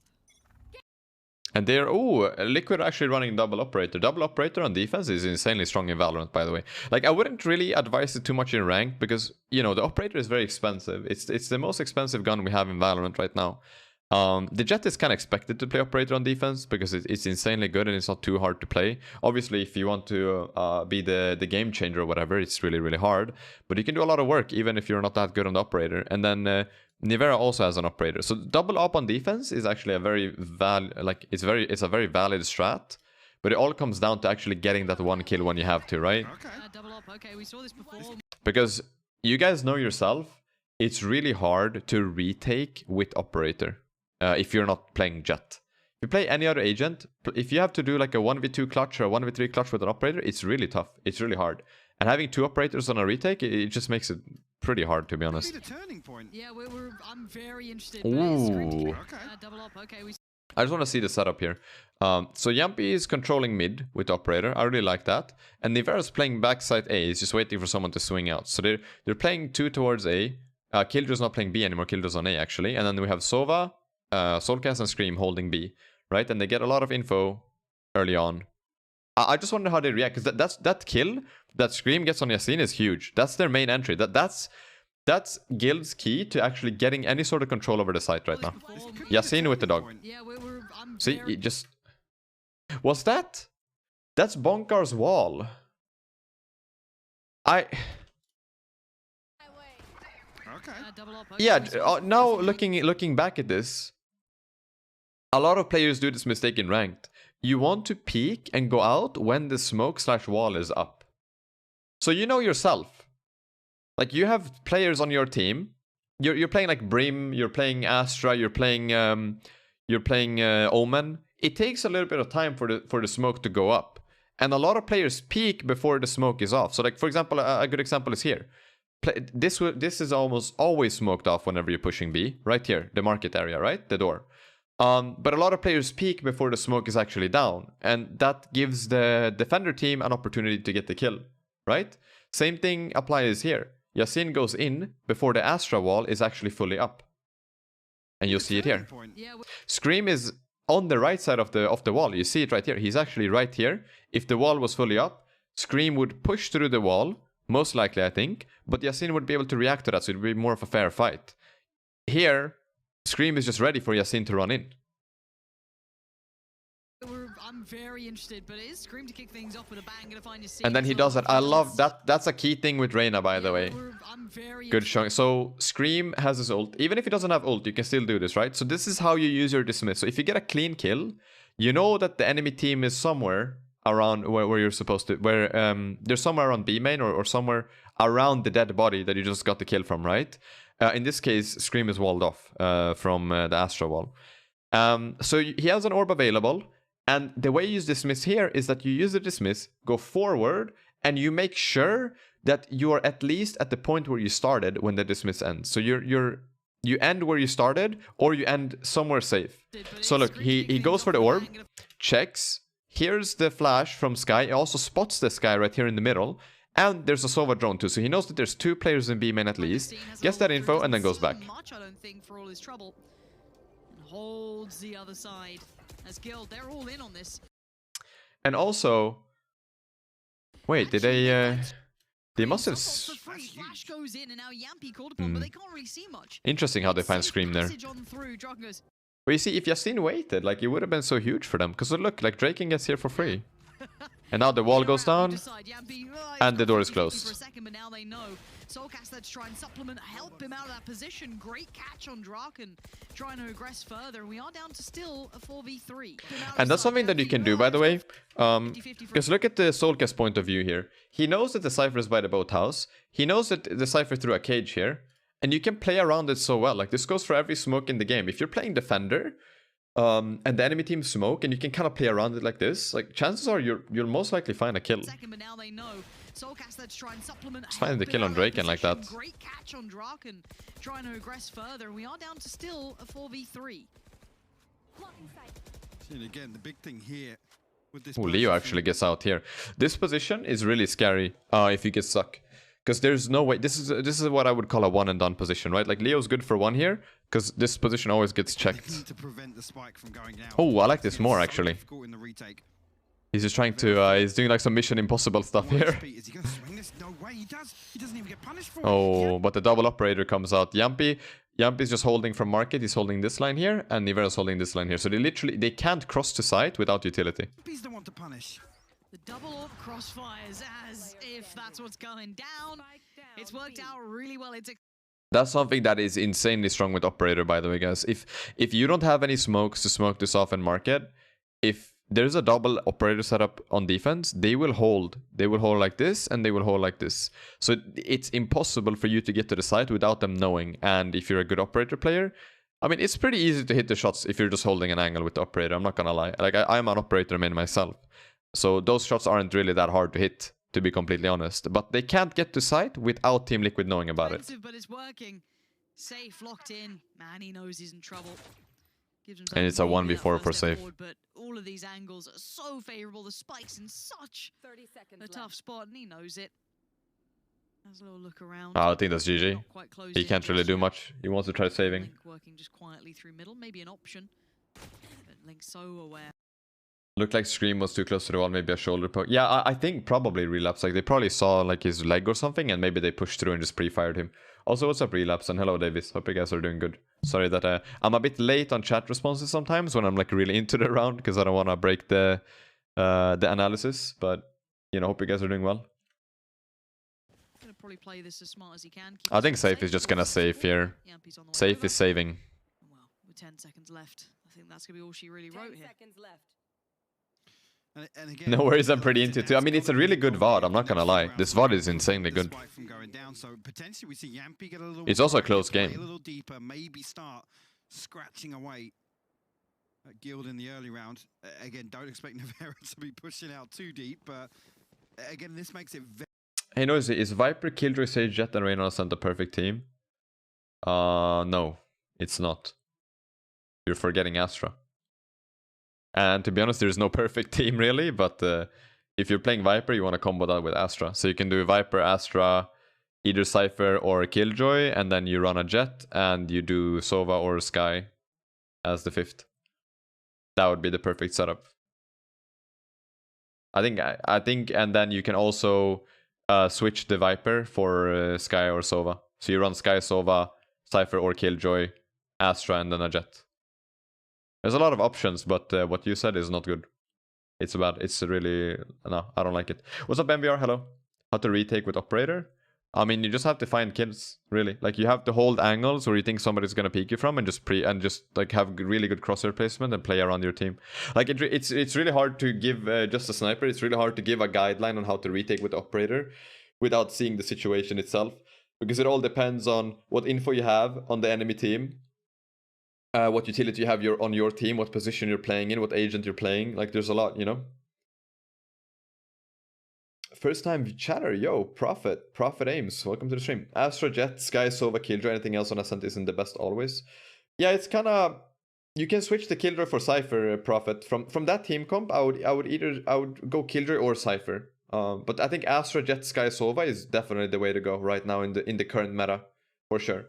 But I think the thing changeable about that lineup is definitely the Killjoy. That's more of a preference thing, I feel. Also, what's up, Apollo? Hello. Who you want the more Liquid to go champion? I want the Liquid to win. Do you know what will be the next bundle? Not yet, I don't think.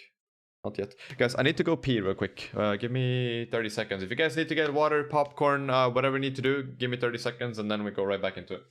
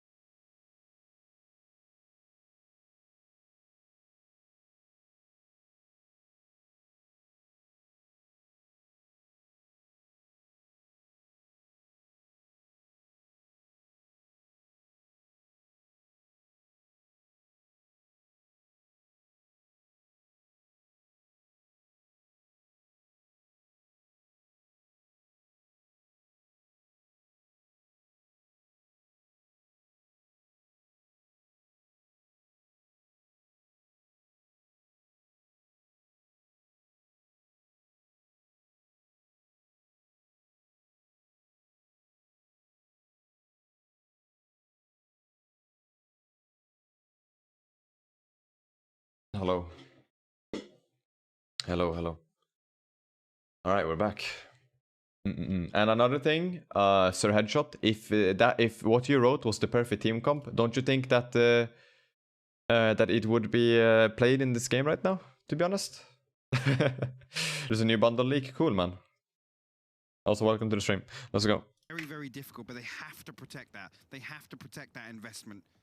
So you're looking for minimum 2 or 3 surviving through, and ultimately those operators held on to. Yeah, that's actually huge that Liquid managed to save 2 operators off that run. See here, actually, purchase from Guild that's not quite flushed the way through. Bonka on a frenzy, I'm sure Kakuku will be happy. I think Killjoy is way better on Ascent, just my preference. I think Ascent is Killjoy's best map, Prophet. I don't know if you agree on that, but I personally, if I play Ascent, I play Killjoy over Cypher. But in the end, it is truly personal preference, because you can do some insane things on Cypher on this map too. Like, Cypher is really, really good on Ascent as well. But I personally prefer Killjoy. I lean towards Killjoy, because I think it's probably her strongest map. Happy to see that one. The Guardian in the hand of Yassine. Now, we look towards those operators here.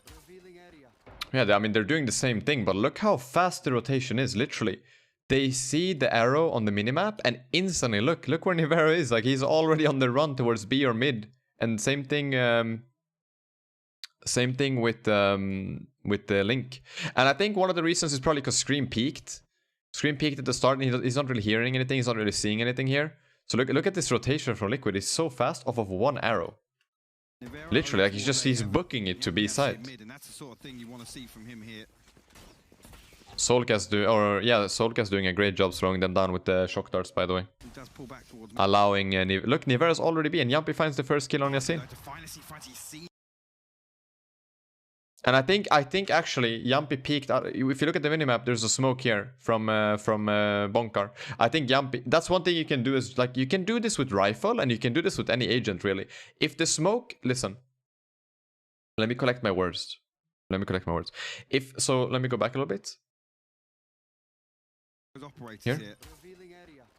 So the smoke goes down. Let's see now. So now it's smoked, right? And Soulcas has the info if they're going out. Like he can jump spot it, he can hear it.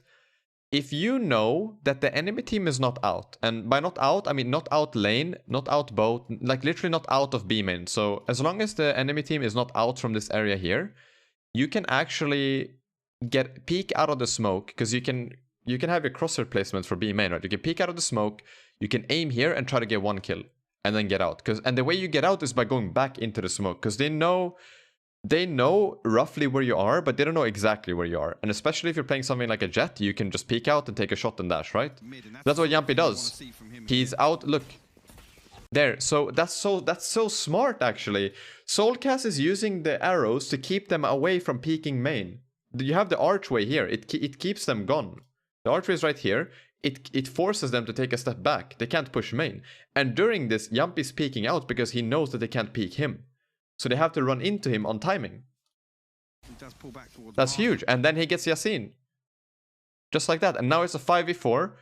Nivera is fully rotated towards B. He is smoked off right now though. But they just have full control. Like if I'm Guild, I don't even go out here.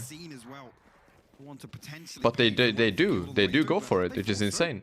Soulcas gets the tag on Leo. I wouldn't be surprised if Leo dies here. Yeah, I guess it's the normal answer to the double up. And now if Soulcas dies here, it literally doesn't matter. He's done his job. But as it stands, Soulcas is buying time. But he does find another kill. Well, at this point, Guild buying body bags down to just 2, make it 1.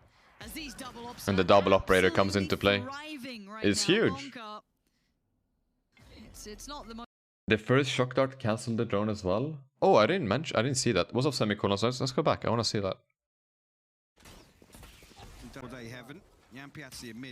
Ah, that's why he does it. Okay. He does the arrow, and the arrow actually spots the Sova. Yeah, he sees. Oh my god, that's such a good detail. Thank you for it. Yeah, he drones when he gets spotted by the arrow.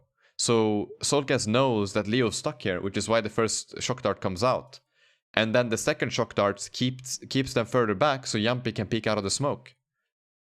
The coordination of that is insane though. Like I wonder if they called for Yampi to peek off the second shock dart, or if it was just a timing thing from Yampi. Would kind of like to hear the communication there. I think he just does it on timing. Like I think he just knows that he can do that. That's a good pickup for it. I didn't pay attention to that. Yeah, I mean, then they can't win this round really. It's hard. You can see how close they were at closing that net. Scream right there, ready and waiting. No risks taken, very well played, and they can garner that double up that was. And the double operator continues. Yeah, if you can run a double up and you can build good economy, it's really scary to play against. Water to bottle. First time watching the stream, enjoying it so far. I really appreciate that. Thank you.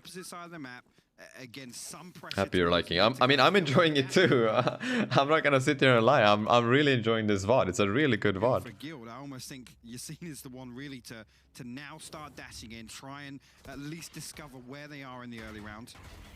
And the fact that Soulcas finds one more here is just insane. Like that's just he doesn't even have to get that kill at all, but he still does. Space not garnered off the back. You're giving in to what Nivera and obviously Yampi are. And now Guild are on a low buy. It's pretty tough. And all Liquid really have to do is just hold angles with operators. Just try to find one kill each, and it should be done. Now we're seeing a little bit, I want to say aggressive. Yampi just toying with that deeper Yeah, Yampi going for the early info. I like it. It's just holding the angle. Then he goes back. I think he peeked early just for the info and in case of an aggressive rush or something, right? And then he walks back. Goes as expected. So we start deep flash, gonna confirm attendance. That's a good cage from Draken, by the way. Yampi can't really peek main off that. And they actually get to lane. And like I said earlier, the key thing to taking B is taking control over the lane. You can always take both and mark it later, and you can have like 1 or 2 players working it, but the majority should go lane and try to take control over the site, in my opinion. Here it is, Yasin put himself on the line, quick little piece, but we know that there's probably going to be Soulcas backside as well. Got the support now in place, Yampi Nivera. Yeah, Soulcas just baiting there with a couple of shots and just Yampi finding the kills that he has to. You ain't getting past it, Soulcas can just play the cross. The Frenzy, oh my god, Frenzy doing work. And well, Frenzy is actually really good on these kind of rounds. Like Frenzy with Operator is pretty nice. I'm not gonna lie. I should do that more often. Again, showing the strength of those ops, and really that round was going to be hard. Yo, to stick Kingu, the welcome to the landing on stream. anyway, but I mean, feeding the beast a little at this I love point. this series very nice. It was a really good grand finals. I was hoping for it to be a bit closer though. I didn't really. I kind of expected Liquid to take it, but I didn't really expect a 3-1. But either way, a good series. Like it was good Valorant for sure. It was definitely good Valorant to watch. Again, for me, that's actually a positive from Guild. Again, with that round, lesser purchase, throw something My friends is like morning Pepe. Goes everywhere but the middle. in, see if they can at I least mean, it punch is a bit. You guys know yourself. It is pretty hard to control the frenzy. It's a weird gun. It's very accurate when running as well. If you get a good pattern and it reacts, if you get the good luck on it, then force them into a it deeper can be angle potentially in insane. the next rounds, but right here again, I said put them on opposite sides of the map. Yeah, the double operator kill and then the just frenzy down going dirty brrr. things on site, finding so much damage, ultimately resorting to the frenzy. We'll see here. Now we have a full buy again Flip from the other Gil. way now. Yampy over towards A lobby, anticipating Guild. Maybe pivoting away from the failures on B in the previous rounds. But he will post up. Vera now resets towards spawn. You can see that on the mini-map. Over towards B, and Guild sat outside B lobby. Again, there's so much to kind of slow them down as well. You see as they come through that choke point, but Nivera drifts away here. Now, utility will be noted. I mean, Solkas has been playing B the entire game. Now, the Cosmic Divide again. And there you go, like good patience now, right? Like they wait for the wall to go up, but look at the reaction from Nivera. Like he has swarm grenades ready. They can't push through this, so he's just gonna delay them. Solkas might try to push up here towards lane on top of the little ledge or whatever you can stand on to see if they're actually pushing up. But it's actually crazy that Nivera has 2 swarm grenades here. He's just so ready. To actually, like I said, reduce the risk And look, he pops the second being one. picked off. And he just makes the push out so much harder. And then the ult. Like, Nivera predicted this so good, actually. 2 swarm grenades for the entrance for the wall. And then the lockdown as well. One player on site. Actually, lockdown invested here as And well. Leo does not have Hunter's Fury. Amounts of utility. A lot of utility coming out from...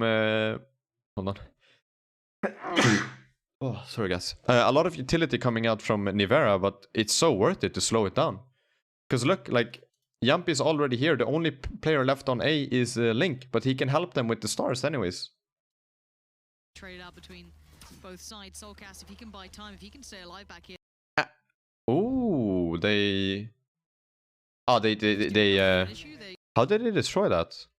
What happened? One player on site. Actually, How did lockdown Gil invested here as destroy the... Huge Lockdown. amounts of utility traded out. Ah, they shock dart. Okay. Okay, okay, so Gil destroyed by shock darting the arrow. They just bounced the arrow against the wall. Soulcast, if he can buy time, if he can stay alive back. I mean, that's the thing about lockdown. You can see exactly where it is on the minimap. So if you have a shock dart available, that's the way to go. Becomes a bit of an issue. There you go. Lockdown is taken out, though. Soulcast still receiving information, but they're going to try and find the fight first. Leave him as the back line. The timing of that. He looked away when they peeked. Everything done from a Guild, seemingly testing the waters in that bit of an eco now, bringing out the big guns on the buy. And they're gonna save the double up. I mean, they had pretty good money on Liquid. In a perfect post-plant position. They've got the site control under wraps, and they even have a mid-lurk with Draken. And that's huge. Nah, this is unwinnable. 5v3, like I said before, if the attacker team has the numbers on defense, when they've planted the spike, it's like impossible to win. Like, look at Leo's positioning, right? First off, they have to deal with Leo. Leo can check the cross to the site. And then there's 3 players on site holding, and also Draken is lurking mid, so they can't come from mid like this. And they can't really come from here either, from B main. It's like it's close to impossible to win this round as Liquid. So, and also the fact that they have 2 operators, right? Maybe if they had 1 more rifle, maybe it would be doable. But with 2 operators, it makes the retake a little bit too passive. 2 operators here. No possibility of swapping these out for rifles to make that retake feasible. So this one's done as soon as the spike's planted. Yeah, it's just a done round. And actually, Let's fast forward, guys. That's the beauty of VOD reviews. We don't have to sit this through. Here we go. Having this much presence there. Beautiful. And look at the money on Liquid. I mean, it's really, really good. Nivera on 6.8, Yampy on 6.3, Scream on 3.1.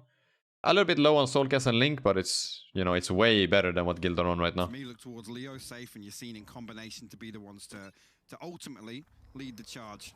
The tip of the spear here for Guild. Yampy again. I mean, Seems like Guild want to go a bit fast here, to be honest, but they're ready. I mean, there's 3 on A. Hunter's Fury. Pick on the back of the Hunter's Fury here. Link will take the first tag, the second. Well, that's a huge counter ult from Soulcast, by the way. Hold on, can we go back? So Leo tags Link and goes for the Hunter's Fury. Does not get the kill, right? Where does... Ah, there it is. Okay, Scream finds the kill on Yasin here. I didn't realize.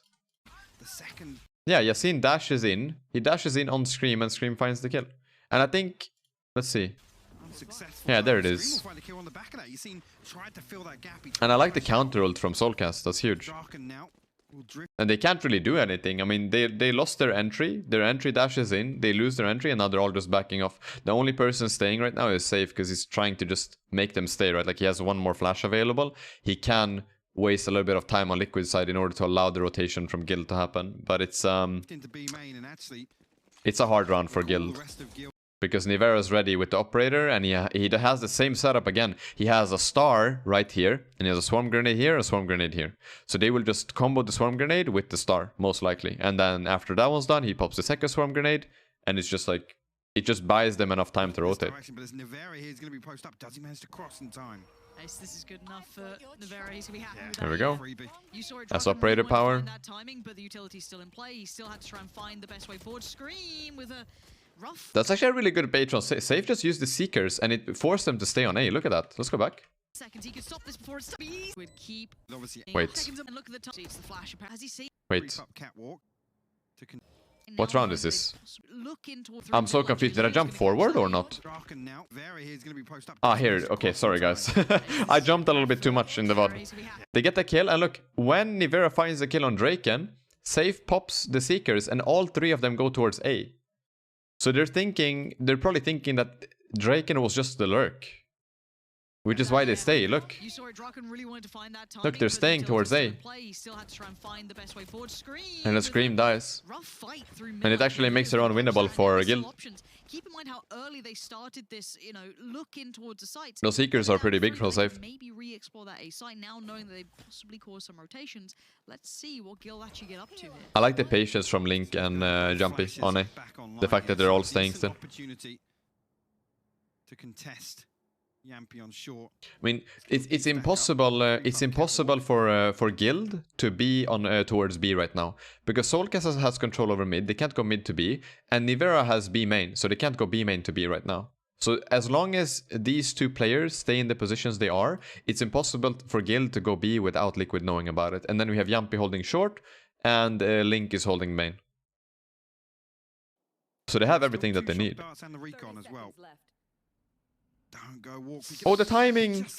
Oh, this is weird timing now. Literally the same second he drops the angle, they go in. They walk underneath him, surely. Well, you see it's the flash apparently. Safe's now. Wow, if he stayed literally half a second more, he would have had that. Gotta break that arrow. He doesn't get spotted. Time, 13 seconds. He could stop this before it starts. He's only going to get 1. Time now, 9 seconds, and Bonko with a clutch presented. A 1v2, it ain't going to be easy. Barely gets the spike down, and good retake by Liquid. I mean, they were ready. Link found one as well. Liquid keep things building. I really like. I really enjoy Liquid's team play, by the way. Like how they react to certain things. Again, you talk about the double operator. Where does it become very successful? It's both at the start of the round and the end of the round when people are very cautious, lack of utility. They're walking in. Yeah, Besker, were the Seekers so good because Liquid stay at A and then they were going towards A? No, like I think the Seekers wanted to bait them to stay on A while Guild found something in mid or B, but then they ended up going A anyways. They have to walk but in that moment when Safe did the Seekers, I think their plan was to take mid or B control and just force them to stay towards A. But I'm not 100% sure. It's hard to know without actually hearing their communication, but that's my idea anyways. Yo, Mashi, what's up? Clear loads of angles, and that's when it's like, well, any of these in the last 30 seconds, you could be walking into an operator, either of them. So, yeah, Link gets put down to like 1 HP and he still finds 1. That's massive for them. Isolate that kill, but the timing. It was, again, you don't really get that many instances of that happening. See here, Bonkar again on a frenzy. 11 rounds now for Liquid. Guild nice. trailing. They know Yampy is on short, but they lose the drone, which is huge for Liquid. By 2. getting the drone out early like that is super good. Link has his cosmic divide on the other side of things. Nothing else on the table. Looks like they want to go towards do like a short attack here. These operators are in play. They're being way more cautious. Let's see here. Oh, the dog. He has to get away. He's got to back away. Respect this push. So somebody will be left holding the smoke here from Guild. I'm assuming it's going to be Soulcast, and then Yumpy is going to take Heaven control just to try to deal with the explosion on it. They've at least crossed up on short. Yeah, Soulcast is staying on short. Which seems always good for one, right? It's just a safe pair of hands, but he's got Yeah, and as long as Link kills one here, he's on his job. And there it is. He found his. If he dies, it's fine. Yumpy also, like I said, he rotated to Heaven to stop the explosion on A, right? So he finds his kill, Link gets one, and this is pretty. It's a secured round. Really. Where's that spike? It's on site, but in the hands There, of no Safe, one is the under rest of now. the team a little further back than maybe he'd want right now, feeling on a bit of an island. Might have to just live, see if they can get a pick somewhere else. Draken tries it on short, gets no success. Recon goes out. Trying to bait something out Here, so with the trying to get plant. spike down. I like the patience from Liquid. I like that they let them plant here. It's good. It's a 4v3. There's no reason to play aggressive. Draken to hold things down, but there's two operators on the way. And also, it's a really slow retake from Liquid side because they're doing it with 2 operators. That's the problem. It's good, but at the same time, it's tough. Oh, Yumpy dashes down. That's the power of Jet, you know? Like, you can just smoke and dash into it. Most likely, you're not gonna die, and then you can peek out of it too. He does miss the shot on Leo in main, though, which is kind of bad. It's a hard... now it's a hard 3v3. That's a 3v2, actually. Looks a little 1-by-1 here. This ain't pretty. Where's the combination? Where's the... I like the aggression from Yumpy here. Look at this. It's in main, so we'll be safe. I don't mind the smoke and the dash, but I feel like his teammates need to do something off it, you know? It's awkward. Look at that. So, like, okay, we have a flash coming out from Scream. We have a turret coming down from Nivera. But I feel like they have to peek in order to somehow trade Yumpy, right? So, like, maybe a wide swing out to peek Generator from here, maybe? Just anything to help Yumpy, because Yumpy's gonna dash in, he's gonna go out of the smoke and try to get a kill, but during that, when the eyes are on Yumpy and the focus are on his dash, they need to do something with it. You see? Like, when Yumpy dies, now they're peeking Heaven. And it's scary, he needs help. And they give them too many 1v1s. Ooh, it was inaccurate, I think. Yo, Reaper Caster, what's up, man? Maybe the team was flashed, actually. Maybe Reaper. Good detail. What's up, Manon? Hello, it's going good. Again, just goes by the wayside. Devera's got to save this one. You ain't getting it. I mean, that's the scary thing about playing double operator, too. It makes your retake so much slower. To be honest. The retake is super slow down if you play 2. 1 is fine on Jet, because again, Jet can dash in and create a lot of space. But if you run double up, then... I don't know, it's tough. Oh, does find the kill on Draken. And Liquid have good money, so it doesn't really matter too much that they lose that round. Again, actually, it was previously Yumpy that did some damage from there on another round where Guild did execute onto 8. But... Again, Cam Weird is never leading a lot to that. I'm not paying attention to the player cams MVR at all. I'm too focused on the game. Bunker actually on a Spectre. And again, Liquid on the double operator. Liquid after Guild have had a couple of responses, but still looking pretty healthy. An opportunity now for Guild to tie things up. And that's when the economy becomes absolutely crucial for how this map pans out. Oh, they know Yumpy's mid now. That one will get pinged out. But it's fine, like he gets the dog out. Still has dash available. Once again by Guild to identify at least one of these operators. Look at the double here, by the way. Scream and Link are here. And Scream is actually the one that will have the first point of contact. Because he's in the deep corner and he's furthest away from the corner here. So Scream will see the first player. He will try to kill one and then dismiss away. And then Link will react. I like this double stack. Scream has to find the kill here. Yes, you don't actually see that. That's actually something I'm gonna remember. If you're in that corner that Scream is standing in, you actually do not see the player crossing. Look. You actually don't see the player crossing to behind this box here. Oh, Scream. I thought Scream maybe was just holding a pixel angle there, but he's not. He's holding pretty safe back. He actually has no idea about the Ascent. Double stack on short between these two is going to be hard to... How do you predict this? How do you clear this? And again, you think about where Guild have been just walk creeping up to be so cautious of these operators. It's things like this now that's just like, wow, cool. There's not been anybody there for 3 or 4 rounds. Now they double stack it. And you've got both ops on towards the B site. I mean, this is a... And Scream's position is really good because he can get away, right? Like this position here is really nice with something like I don't know, like Yoru TP isn't that good, but in a position like this it could be pretty good. And then you have Reyna dismiss, right? And then or Jet dash. So like Reyna, Yoru, Jet are super good in this position if you're gonna play this. So you have the player with no escape in this corner here. And then the player that has a good escape plays in the position that Scream plays, because when Scream gets a kill here, he dismisses away to Garden, and then they will chase him most likely.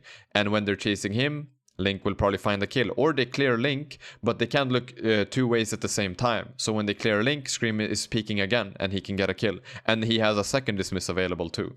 So definitely this position here goes to the player that can actually escape, and this position here goes to the one that doesn't have an escape, because you're baiting for this player in the end. That's the play. Really weird round. And quietly, I almost feel for Guild, because you don't expect this. The double stack on short, and then the double ops stack towards the B site, and then you have kind of like, I guess, Soulcast floating. Oh, no way! How's your scene done that one? But he won't expect Link. You see? Link just lets him go, because he gets a confident kill on Reyna, and since Liquid haven't done this the entire game, they don't know about Link. And since Yasin just ran past it and he's going super aggressive towards A, his teammates will most likely not check this corner either. No way, Link. Just smart, man. You are so bloody smart. Yeah, You he are has so no smart, reason to Link. kill. This is everything we've ever... He literally has no reason to kill at all right now, because they don't know he's here. And he's hearing footsteps of Safe on short right now. The Sky is on short. How long does he wait? How long does he wait? Oh my he's done God. so well, Look, Link. it's just, there's no reason. Play. As soon as Yasin ran past, everyone will run past in pro play. Guild could have had this in a 5v4, 5v3, a different scenario. Who would have known? But now... They didn't, Guild didn't even consider Scream being a bait. Like, I would find that suspicious. Like, it's a good position to play where Scream was, because he can escape, right? But it's a bit sus. Because at the high level of play, baiting for your teammate is huge. Like, you always play off somebody. It's very rare to play alone. But maybe since Scream is on Reyna, they just expect him to be alone because he's making a play or whatever. It's completely different. It's a 4v3, favorable still towards Liquid, at least with the numbers. But retaking with the double ups has been tricky. It's been hard to... Yeah, I mean, the casters are right. It is a 3v4 for Liquid, but retaking with double up, it's hard. It's actually hard. They will just cut off main. Yampy now still his recon bolt. Nivera drifting through. No lurk from Guild. Everybody on site committed. Oh dear, this is so, good arrow. So scary. Yeah, Oh, the fact that Scream got Yasin to 5 HP saves Yampy there. Yampy just jumps down and right clicks Yasin. And I think that's the opening that they need. The frenzy from Nivera too. Frenzy is good. It's underrated in situations like that, I feel. It's way better than people think. I think I'm gonna start combining Operator with Frenzy. If I have extra money, like if I have max money or something in ranked, I think I'm gonna start combining it more with the Frenzy, because I normally combine it either with Classic, Deagle, or Ghost. But I feel like you can do a lot with the Frenzy. I think Classic or Frenzy is probably the play, because Classic right click is broken. Like, you can't deny it. It's very broken. Yeah, nice. That was something else. That's what we mean about that double stack being so hard to read. Because yeah, okay, maybe the Scream's out there. You still gonna clear that corner though? But yeah, damn. Like, I'm still. Do you think Nivera was a good pickup? I think he's probably the best pickup they could have gotten for him, to be honest. It's a massive upgrade for Liquid. Legit. Like, it's actually crazy. And also Nivera, he doesn't have super much experience with Valorant, you know? He was a CS pro. He's played Valorant before, but he didn't fully commit to Valorant. So the longer it goes, the better he's gonna get. You know? Like, this is only the start for Nivera. Like, he's not even close to his peak yet. It's actually insane. How about Shorty? Shorty's good, but you're limiting yourself to short range, you know? Like, you have Operator for long range and you have Shorty for close range. Like, you don't have any mid ground at all. Whereas with the Frenzy or the Classic, you kinda I feel like you have more opportunities, but the shorty can be insane, yes. But the beautiful is, you noted it, both operators invested to the same site. That weird setup in short is key, because I think they go towards B. We didn't see it on screen. Look at They that know run the through. Killjoy utility, and straight away they call one operator, right? That's the relay of information. They say, cool, Nivera's on B. There's one of the ops. I mean, I guess, I mean, yeah, they're brothers too, MVR, so that's a good point. I'm a Jet 1 trick. I mean, I'm a Jet main. I wouldn't call myself a Jet 1 trick, but I'm a Jet main too. Let's try and find something on A. Do you anticipate that sort of thing? No, you absolutely don't. And Link makes them pay. Liquid now, map point. Liquid, you fought hard for this one. You've had to pull out some weird... Also, I realized, guys, I did last week, I did VOD reviews like every day for the entire week. And we also watch parties on pro games. And then yesterday and Saturday, I think it was, I played some ranked. And it was actually insane. Like, it's actually crazy how much VOD reviews help. Like, VOD reviews help me more right now than playing ranked. Like, I felt so much better in game after just not playing ranked and just fully committing to watching VODs for like 5 days. And just doing VOD reviews on stream. Look, some fruity stuff from the playbook deep towards the back page. Because you just find so many small things that you can do better when you watch pro players. Oh yeah, boys, go for the double stack short, double off B. We'll love. And here's the standard wall. This is the wall that we see a lot, by the way, from attacker side Astra. You do this wall and you plant here. But there's only one plant spot. So for Team Liquid, it's pretty easy to... for Liquid, it's pretty easy to kind of stop. Like, it's not easy to stop it, but they know exactly where Guild are going to plant this round if they commit to A. So you can stop it with utility or just go through the wall and kill the person planting. Especially if you're playing Jet or Reyna, because you can get away if you get the kill, right? You see, like, they're trying to take the control around the wall. And then, and you see, okay, Bonkar went for the obvious spot. Soulcast shock darts it. You see, like, that's the bad part. Like, the wall is good. It allows you to enter on site. But there is only one place where it's safe to plant. With this wall. And it's predictable. So if I'm Team Liquid, you spam utility there. And Soulcast actually kills the spike bearer with the shock dart. Oh, Bonker, go to bed, mate. Have a little nap for map 3. But now those spike is going down. And this is actually a perfect shot of how you want to play Astra Wall, by the way. So whenever you play Astra Wall, you want to play close to the wall and where it starts or ends. So you want to play here and you want to play here. Because you can catch anyone running through, and if they push into you, they can't really kill you because the wall is blocked. So it's weird. So the way it works, if somebody's behind the wall and they try to run where you're standing, they can't kill you. Because they run into the wall, but they get stopped because your hitbox is there. But they can't shoot because you can't shoot through the Astra wall. So you're blocking the best position for the person that wants to go through the wall by standing here. And if they want to go through, they have to go in front of you. It's actually it's crazy. And yeah, Bonker died because he was vulnerable from gravity well. He took double damage from the shock dart, so you actually get one shot by the shock dart. I can actually show you guys again. But you see it when he runs in that he's vulnerable. Wait. Am I going too far forward? No. Sorry guys. It's this round here. Sorry. So he gets pulled here, and you actually do see that Bonker is vulnerable.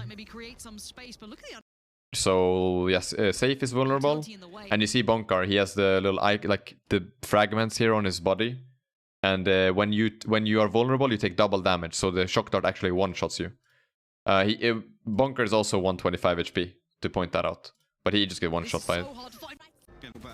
Yeah, that's how you play the Astra Wall. It's really cool. Can you knife through an Astra Wall? No, you can't. Nothing goes through. The only thing that goes through an Astra Wall is utility. No bullets or no knife goes through. And that's a map. That's a map for Liquid. I like the pop-up from Yampy. Look at that. Look at Yampy here. The passion, man. You love it. You love to see them like when they pop up. And they get so happy for a win. Look at Nivera though. Look at Nivera, like he doesn't really care. Look at Nivera. Pay attention to Nivera when they win. He doesn't really care that much. He's like, Hey, like everybody's jumping around. He's like scratching his nose. He's like, yeah, we won. Oh, we won, guys. Oh, that's cool. Nice, good job. Guild really forced it through though, made that map very interesting. And this is the one actually we look towards. You probably think That's funny. Liquid's way, especially what we've seen recently. Guild made that interesting, and again, I hate to come back to it. It's like no emotion. We look for in the first Nivera seems like a good guy. Absolutely not. And this is the we love VOD reviews, guys, because we can fast forward, right? This to the of the position Like this is beautiful. It continues. chance. So Look, there we go. Boom. work the other way around. If Liquid would have lost Ascent, that would have been really dead. Still, well, So now we head into map 2. Now this is an hype. Suddenly on that sticky Low pools, Guild Whoops, there we go. Nice. So now we have Split. This is map 2 from Liquid. And their team comp is actually really interesting. Yo, Barry, I am good. Welcome to the stream. Hope all is well. Did the Guild win Split? No, Liquid win 3-1. But hopefully you guys are enjoying the VOD reviews. Remember also that I'm looking for some of your clips. I want to do some clip reviews for you guys at some point. So if you have any Valorant clips, check out the Discord and what I wrote in the chat. I have a command for it. I don't know when I'll do it. Maybe I'll do it by the end of today's stream. I'm not sure. Or maybe... I don't know. Actually, I don't know when I'll do it. But look at the team comp here from Team Liquid. It's really interesting. They're running double duelists. So they're running Raze and Reyna. Raze is much better than Jett on Split, I think. Raze is, I think Split is probably one of the best maps for Raze. Honestly. And then they're running Breach. Breach is pretty good on Split too. And then they're running Viper, Astra. So they're giving up Cypher and Killjoy. Are you looking for any kind of clips? I just want to do clip reviews. Honestly.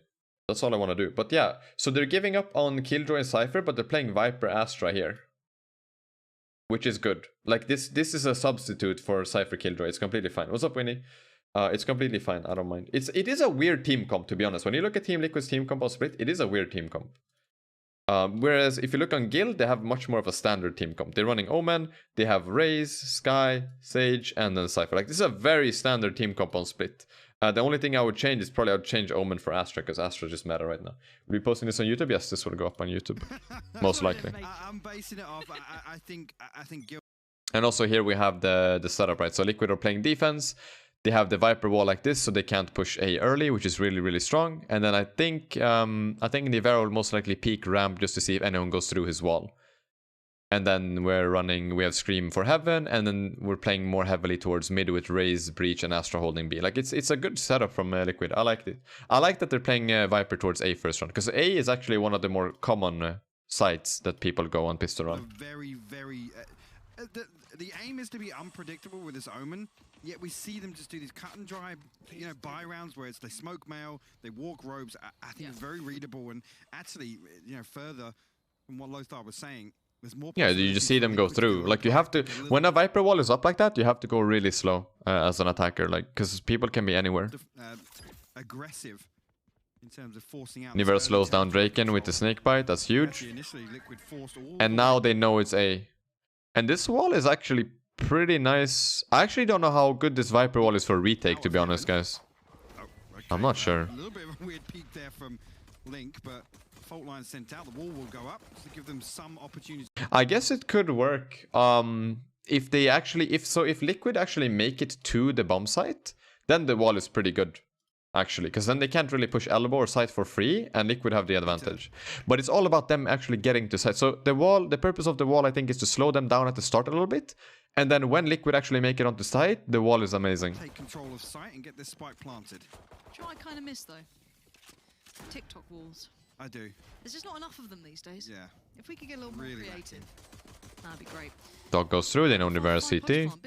Bit weird in itself, but here we are, and time being worked away. Like all of Liquid or CT, they're not going for any heaven control right now. Yeah, actually pretty nicely. Kind of interesting. Gonna have to get a little bit of a wiggle on soon. All 5 currently sitting towards CT as well. A little bit of utility again. Soulcast still has his nade, so he's going to clear. That's massive, actually. So you boombot elbow and you grenade under heaven to take control. Hell, actually, Bonkar. And Bonkar, he finds Soulcast, but he has to forced out. He somehow He has to peek there. Screaming Yampy will respond. And kills coming through thick and fast here. One left to deal with is Leo. So that was the Q. Clock ticking away here. If we can find one or two, Oh. he can make it difficult here. Oh my god, Leo. Yeah, pretty much, Jenny. Also, welcome to the stream. Yeah, that's also a good point. The wall can help you with the... Because look at the orb from Nivera, right? 5 currently, sitting towards CT as well. So if we can get a better shot.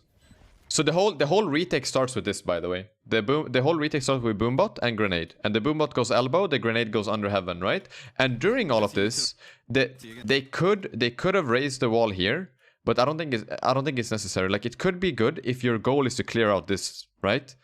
But they do it with the Soulcast's utility anyways, so they don't have to raise the wall. He can save his the fuel.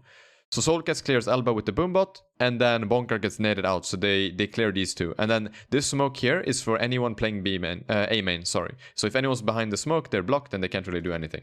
Soulcast still has his nade, so he's going to clear out hell. Actually, Bonker gonna be in a lot of trouble. Forced out. Bonker dies. And again, the whole retake starts with that kill, because now Yampy finds Draken in heaven. Yampy's the only one going heaven. And they find Bonker on site, and then the last three are... yeah, the last three are towards site. As you can see now. Wait, whoops, sorry. So, screaming Yampy And then they also know that one is elbow because Yasin broke the boombot. respond. And kills coming through thick and fast here. One left to deal with is Leo. So that was it, really. That was the retake. The boombot for elbow, the grenade under heaven, and then also the fact that Yampy found the Draken in heaven. That Yampy found his kill.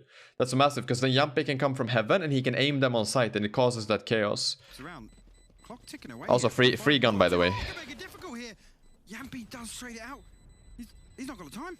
He's not I mean, close. Leo played that insanely well. In the end, Guild win on time. Leo, what a bit of work from him at the end as well. But Do you think the right click will be nerfed anytime soon? The right click has been nerfed multiple times, to be honest. Like, it's been nerfed so many times, and I think Riot will have to nerf it more. But we've already had like 2 or 3 nerfs to the right click. It's actually crazy. Right, and I mean, this felt like a problem that started a little earlier, even with, yes, you know, Soulcast coming over with that raise. It just felt like there was a little bit too much time given away early on still. I mean, the one thing Liquid need to be conscious of, if they give up heaven and they're waiting for that rotate, and it comes through very quickly, but they're still so slow to get through screens. Yep. In that scenario, if It's actually really well played from Leo, because the thing is, the first kill that Leo gets, which is Nivera, that jumps across. Nivera is not allowed to die there. If they want to have a chance of winning this round, Nivera has to survive, and Leo actually kills him. Like, that's literally the difference in this round. I think Scream initially spots Leo on the cross, I think just outside that Viper wall. Also, side note, Leo was incredible in this series. Like, Leo is always so consistent for Guild. I think Leo is probably their best player, I'm not gonna lie. I think Leo's amazing. If you're close enough there, that retake needs to get happening so much Yo, quicker. Pixel, what's up? I don't know if it is Soulcaster what they want to be almost the initiator there with the boom bot, but And then look at Liquid. I mean, they have a Sheriff of Scream, they have 2 shorties going down. Like, there's something you can do on defense on split, because the map is so tight, there's so many corners, it's so narrow. it seemed very slow to respond. Again, Guild here. Yasin's just flying in. Oh, I really like that too from Bonkar, by the way. It seemed very Like, look, Yasin does the boombot. So the boombot would spot if anyone is under heaven right now. He nades elbow, so he can't get peeked from elbow. And he double satchels in with a paranoia from Omen. So Bonkar flashes like this. So when Yasin goes in, slow to respond. there's a paranoia coming out. You see it there. Link gets fully flashed, and it's a free kill for Yasin. Pressure on. Oh, that Paranoia perfect. I like that Yasin take a lot. slows up on it, Link will Even though Liquid are on a low buy, they have really bad guns. and A-Site once again heavily in control. Also, it's really hard to retake with 2 shorties. I like that as well. Little pocket piece coming out. Worked out very nicely. And the pace just perfect. They're just waiting for In Guild that to push, regard. It's I now think. Liquid trying to work it back Ooh. in. Hello. Go on, and another. Nah, not gonna happen. Soulcast gets the Soulcast trade. Just within range now, bringing those shorties into play. Oh, Ooh, actually gets the it's headshot. good, but Nice. It's on Leo, so HP's right back up and looking pretty. And Nivera, well, And Leo's gonna get the last killer. not looking likely, is it? Easy peasy. Oh, no. He's gonna peek and get headshot. Will be noted in I think. again, knowing full well he's Avoided. probably Headshots from Leo, the awesome incoming. thing. He actually does try and hop across and get the Sheriff to maybe do some damage, but Or maybe from safe. No, headshots from Leo incoming. in this scenario, especially with Leo on a Phantom. No, they're running away. Never mind. They're saving. They're saving the guns, and Nivera's gonna die to the spike because he has to die. He gets more money by doing that. 3 weapons carried through, one being a rifle. Yo, Huni, good morning. A good opportunity here on Frog. round 3 now. Again, two pretty much all in pieces towards A. Don't really see any adjustment on the side of Liquid. I guess initially here, still 20 seconds or so. I know Guild have their they have a bonus round, but they do have a rifle on Leo already. He bought Phantom on second round, and Liquid have the first full buy with Link on a Spectre. Invested from elbow. I think Link probably values utility more over a rifle on this round, because as Breach, like your main goal is just to create space for your teammates. Like it's not very often where you play like a duelist entry Breach in pro play. It's mostly about stunning and flashing for your teammates. So having a Spectre with full utility and full armor it's fine for Link. I don't think it's a bad thing. Soulcast over in heaven, and actually, yeah, Scream does drift across. Can you explain when you have to die to the bomb in order to get more money? I mean, they're on a low buy. What's the point of saving a shorty, Pixel? Nivera has a shorty. If he saves that round, he only gets 1,000 credits when he could be getting 2,900. You know? Like, it depends on what gun you have. If you have a rifle, then there's no point to dying to the spike, because you have the money that you need. But if you have a really bad weapon, and your goal is to full buy the round after, then, you know, you don't want to get 1,000 credits, you want to get max money. Play on site with Link on 8. Again, this is the default. And I think this is a default coming in from Liquid. This is their setup. I like it though. I like that they change things up from the pistol. So Nivera has his orb in mid actually to deny the mid control. He has the wall early on A, and he leaves A completely. Like he completely ditches A and lets Reyna and Breach control A together. And then he has the smoke in mid and the wall on A. And then he lets Astra control B, and Astra can also help on A with the 2 stars, and then Raze and Viper play mid together. I really like the setup from Liquid. It's really nice. MP in response.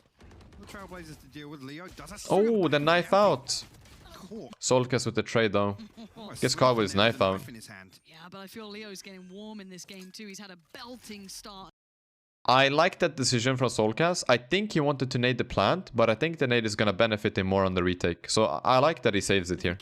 It's a big decision. Come through for him. He'll be laughing, but rifle now within Draken's because he can nade backside when they go. Still trying to work back in there, 3 or the pillar. Of course, in the back of your minds. They're not exactly coming into this light, but again, this yeah, the grenade is much bigger now than what it would be if he threw it when they planted. It isn't going to be simple. Because nobody from his team was ready for it. It's easy work for them. They're sitting nicely in these post plants.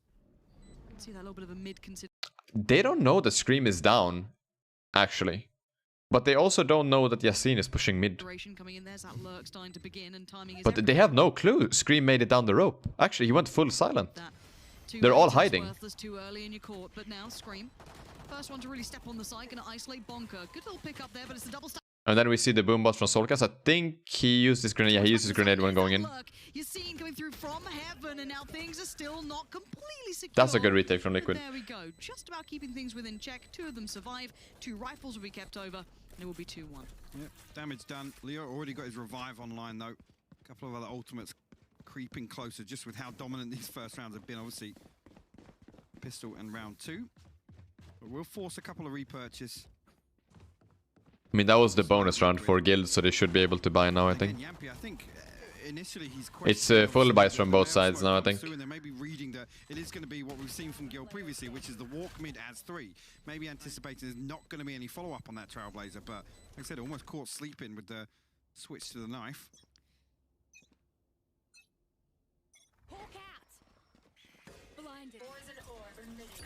All right, big buy round coming in. Yampy is going to be on the judge, but not too worried about that just yet. Yeah, actually, oh, Yampy on the judge. Good shots from the caster. But yeah, Yampy on judge is fun. Like, judge on split is actually insane. Really, like, judge on split is... I hate playing against it. If I'm attacking and there's somebody with a judge on defense, it's actually, I don't know. It's so annoying to play against sometimes. And again, we see literally the same default, right? We have Nivera's wall, we have the smoke in mid, and look how tough this smoke from Nivera makes it to take mid. It really is. And then they have Soulcast controlling heaven and Nivera in vents. So if anything happens in mid, there's gonna be a snakebite coming out and most likely a grenade from Soulcast because he still has it available. It's hard for... They're making it really hard for Guild to take mid. Quite the quick start as well, taking mid control pretty early on. Still have that little bit of a lean from Draken over towards the A site. Nothing new, nothing that's really going to catch anyone out at this point either. Should be always kept in mind, something that's very commonplace by this point. You've seen taking Melrim as well. They've taken and then we have the grenade. By above 1 minute here. There. And that's also a thing. It's a tiny thing, but look, they're pinging where they think. Like, if you look on the map, look at the pings, guys. Look, there's a ping in this corner. There's a ping in this corner. Those two corners are pretty common if somebody's holding vent. So they ping those spots on their map, and then they pre-shoot it. It's such a good, like, it's such an underused thing among people that aren't that experienced with the game, really. But the more experience you get with the game, the more you abuse this. The fact that you can ping on the map and it shows for everybody. Whenever you're planting the spike and the enemy team is defusing and there's a smoke, you ping the spike. If you're not sure exactly where the corner is or where somebody could be, just ping the most common spot and just spam it. It's a tiny thing, but it does a massive difference. These pushes into ropes here. Definitely helps with crosshair placement too. Damn, Yasin just jumps down. The ball's on this map. Seemingly a bait as Guild begin to drift. It's actually a good jump down from Yasin because that made sound in vents and it forces someone to stay on A. Or at least, yeah, Nivera's gonna stay on A because of that. And look at that. Guild, it looks like Guild want to rotate back towards B, but they're leaving Yasin in vents and because he will hear. If the Viper or the Breach rotate from A, if they rotate through CT, Yasin will actually hear it from vents, so he will know that they're rotating CT and he can come behind them like this from heaven.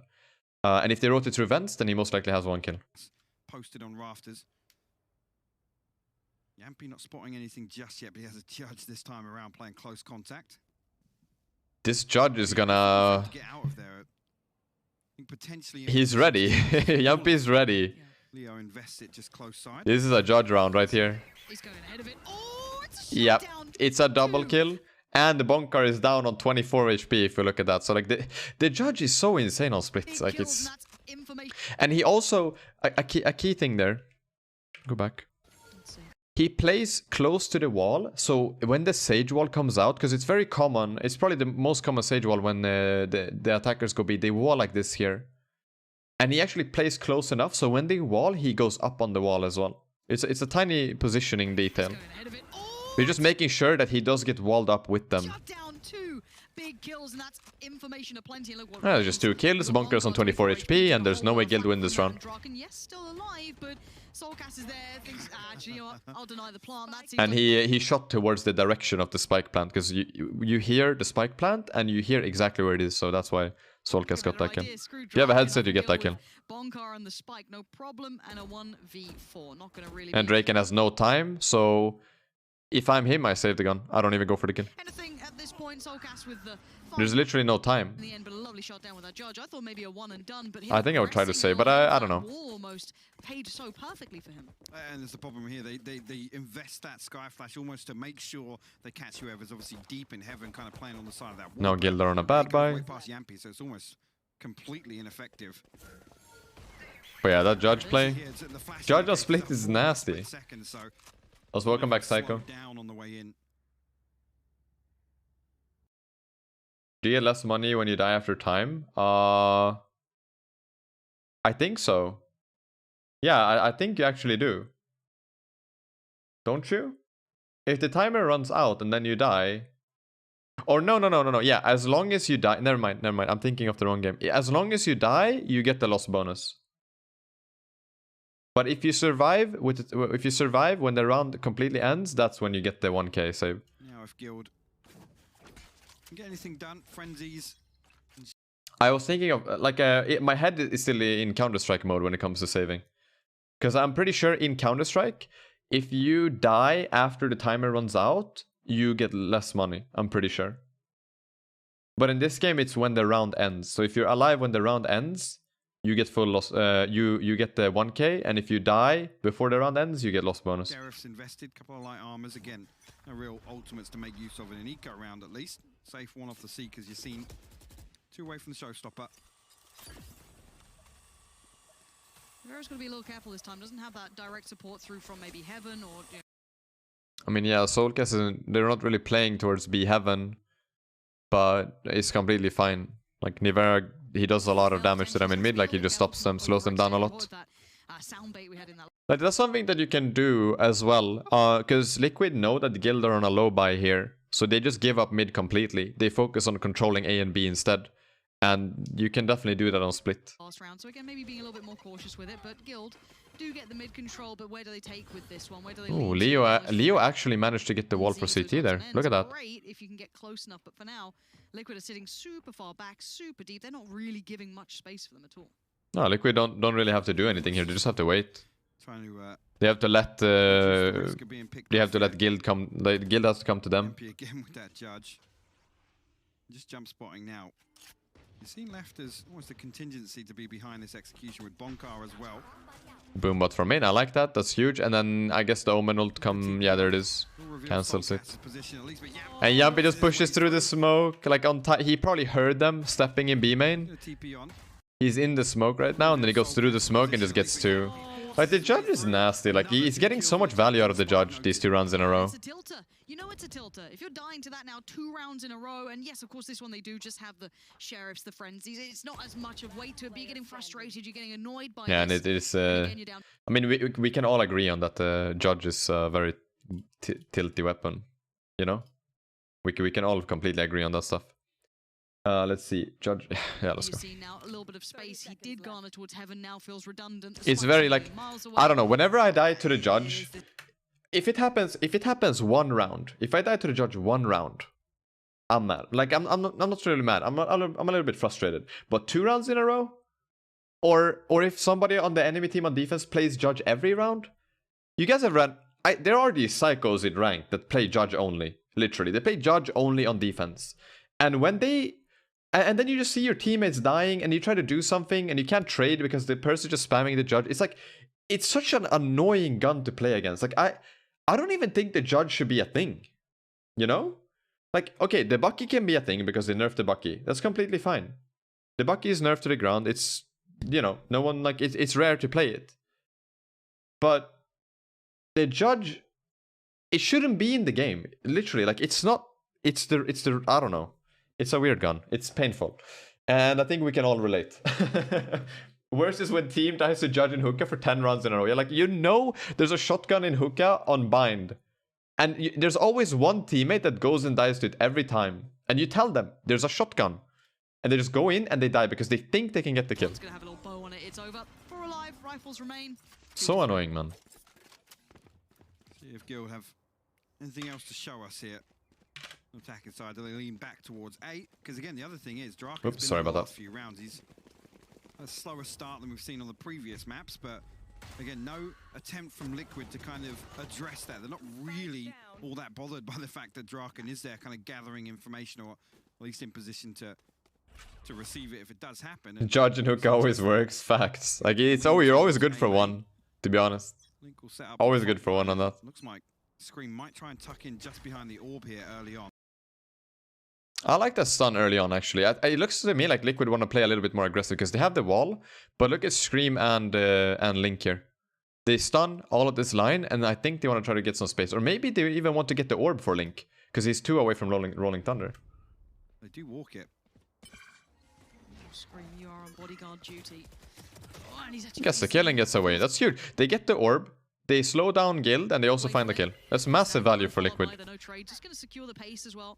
Put out the lid. No one's gonna. And farming, like, if you have, like I said before, if you have the opportunity to farm orbs, do it. Really eat into that. It's huge to have a Rolling Thunder available for a retake. It's massive. Rotations have already come in as well. Keep in mind, there's 4 players here. Rez comes out. Flash goes short. No one close by. And killed. They're struggling to even make it first. The first. I mean, they can't. They did get the revive though. They did. Yeah, But that's the revive gone, and Liquid have so much control. They really do. Like, they know that there's most likely nobody in mid right now either, Make sure that because they've been watching it the entire time. both sides of the map are covered. Again, you can see Yampy post up in B main. This time, an operator. Are they really gonna go B 3 rounds in a row with Yampy on the judge? So, No, he doesn't have judge. Never mind. He has operator this round. My bad. walking it. I don't think they're going to be But yeah, Yampy is a really good operator player, to be honest. Like, he's probably the best operator player on Liquid, I think. expecting this here, especially with the fact that he's And that's all you have to do on defense. Like, on attack, operator Astra isn't really a thing. But on defense, it's super doable. Because you just hold an angle, you get one, and then you pop your smoke and you run away. the judge prior to that, but And I love seeing him on the Astra as well. Gets the pick, falls away, buys a bit more time, pops up the utility, allows for rotations if he feels they need it. And now he's going to call it out as well, because here come the Seekers trying to deal with him himself, but he's on. hold up. Jumpy got all 3 Seekers in one shot. Right? He allows for rotations if he feels they need it, and now he's gonna Look, it's 3 Seekers, they're all there. Shoots one and all of them are gone. They get literally 0 info of this. put it out as well, 'cause here They comes know Seekers one is trying on to B, do that's it about himself, it. but he's under scrutiny. He actually Has to got... fall away. The I didn't know you pressure's could do on that. You now. get 3 Seekers in one shot with Operator. Danger has to slip either to CT That's or funny. something. How is he gonna get out of this one? Yeah, back towards CT. Spike can Today I make learned its way towards the site, but they're Jumpy trying with to the go- wait, second. that's the spike. And look how far back Jumpy is playing, right? Because he gets the first kill, right? He gets the first kill. He gets the Seekers. He doesn't have to stay on site anymore. It's a 4v4. They can easily retake this. So all he has to do is just go back to CT. CT and play with your friend, and then he just holds the angle, gets the kill on the person with the spike, and now it's a 4v3 retake where Guild don't even have the spike right now. Wait, that's the spike. And look at that. Okay, Leo actually managed to get the spike there. The spike. So whenever you guys, whenever you want to pick up the spike, if you can, don't run over it. Like, aim at it and press your use key, which is F by default, I think. You can actually grab the spike from really far away. And a lot of people don't do it. Like, they run across the spike. And of course, if you have to aim, then running across the spike is the best way to pick it up, right? But if you have time to pick up the spike, if you need to do like a sneaky pickup, the range is insane. It really is. Okay, Try it in a Leo's custom game, you'll see what I mean. Action duty himself. 12 seconds now. Draken turns his eyes for a second. And you can see Nivera trying to make the most of that. And Nivera gets the Does actually kill. punish Leo, leaving And then him we have a just to 4v2. safe, and Draken's position has to be pivotal in this. Like, there's before not he much angles that, and the timing's just that not Guild there can for do a here. link. The Not retake is too asked for good. a better fight on that safe. Blinded Familiar second, the follow-up's a bit of a problem. Breach and now flash he's got into four Reyna players all coming flash. his way. Eats his own flash just for security's sake, and yeah, There's not much you can do. okay, Yampy, but that's about Yeah, it. what's up, Again, Yui? Hello. I love that. As if the Spike flash and Ewing. the layering perfect from Liquid, as if that's not enough. Catch his own, so Liquid convincing there, but also Guild almost a little odd to see Bonkar over challenge there. I think they note on the neural theft exactly where Yampy's repositioned to. The smoke is down. Blinded. They almost have safe. It was my patches to favorite site, team. At least to default. I don't have one favorite team, but I really like watching. I like watching Vision Strikers, and I like watching a lot of. I don't know, like there's a lot of nice teams in Valorant, but I don't think I have one favorite. Vision Strikers are sick. Like I'm a massive Vision Strikers fanboy. Fnatic are cool to watch. Liquid are nice to watch. Sentinels are super fun to watch. I like watching Envy. Gambit are nice to watch. They're really, you can learn a lot from watching Gambit. Yeah, I don't really have one favorite team, I don't think. Good That question though. scenario, you don't really expect Yampy with the way he's played the I really like away watching from the nice first pick, you don't Valorant, if expect that him makes to be sense. Holding, you know, an angle outside That's all. trying to deny the plant, right? Especially with Draken in heaven. They have a perfect opportunity to just keep everybody alive, get a safe plant, and set up for that post plant. But it doesn't happen. So Bonkar a little ahead of. We have a guild timeout, we can of fast any forward this here. time with the judge. And ultimate's under. And whether or not we'll see it utilized in this round.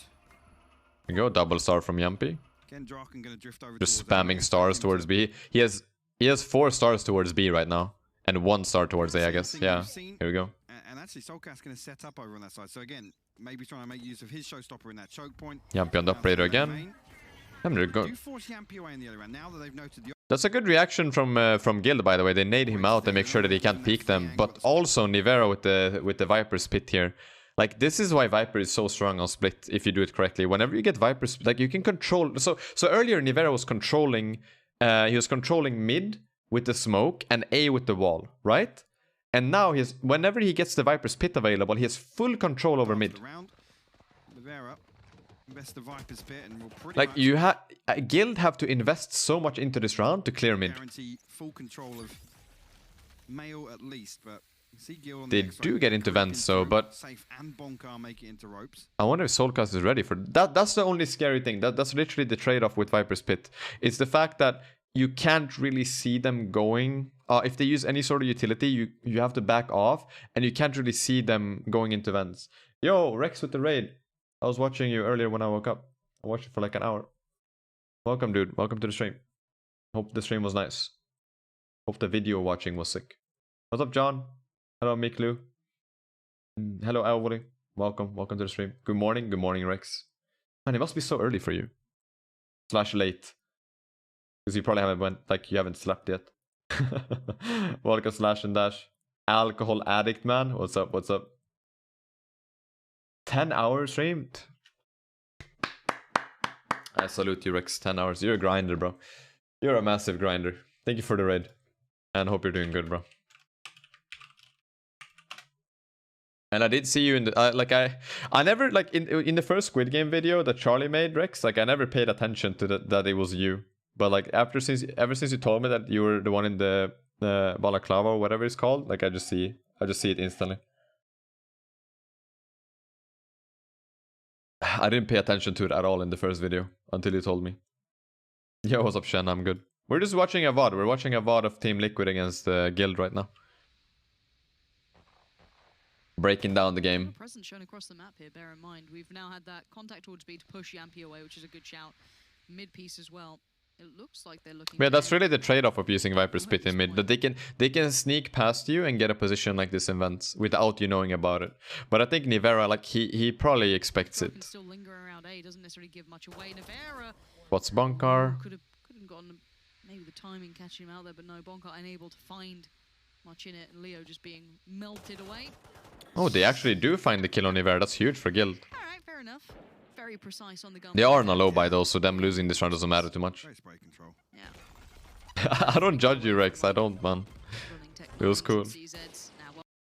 What's your opinion on Viper Pit? Nerf or not? There's no reason to nerf it.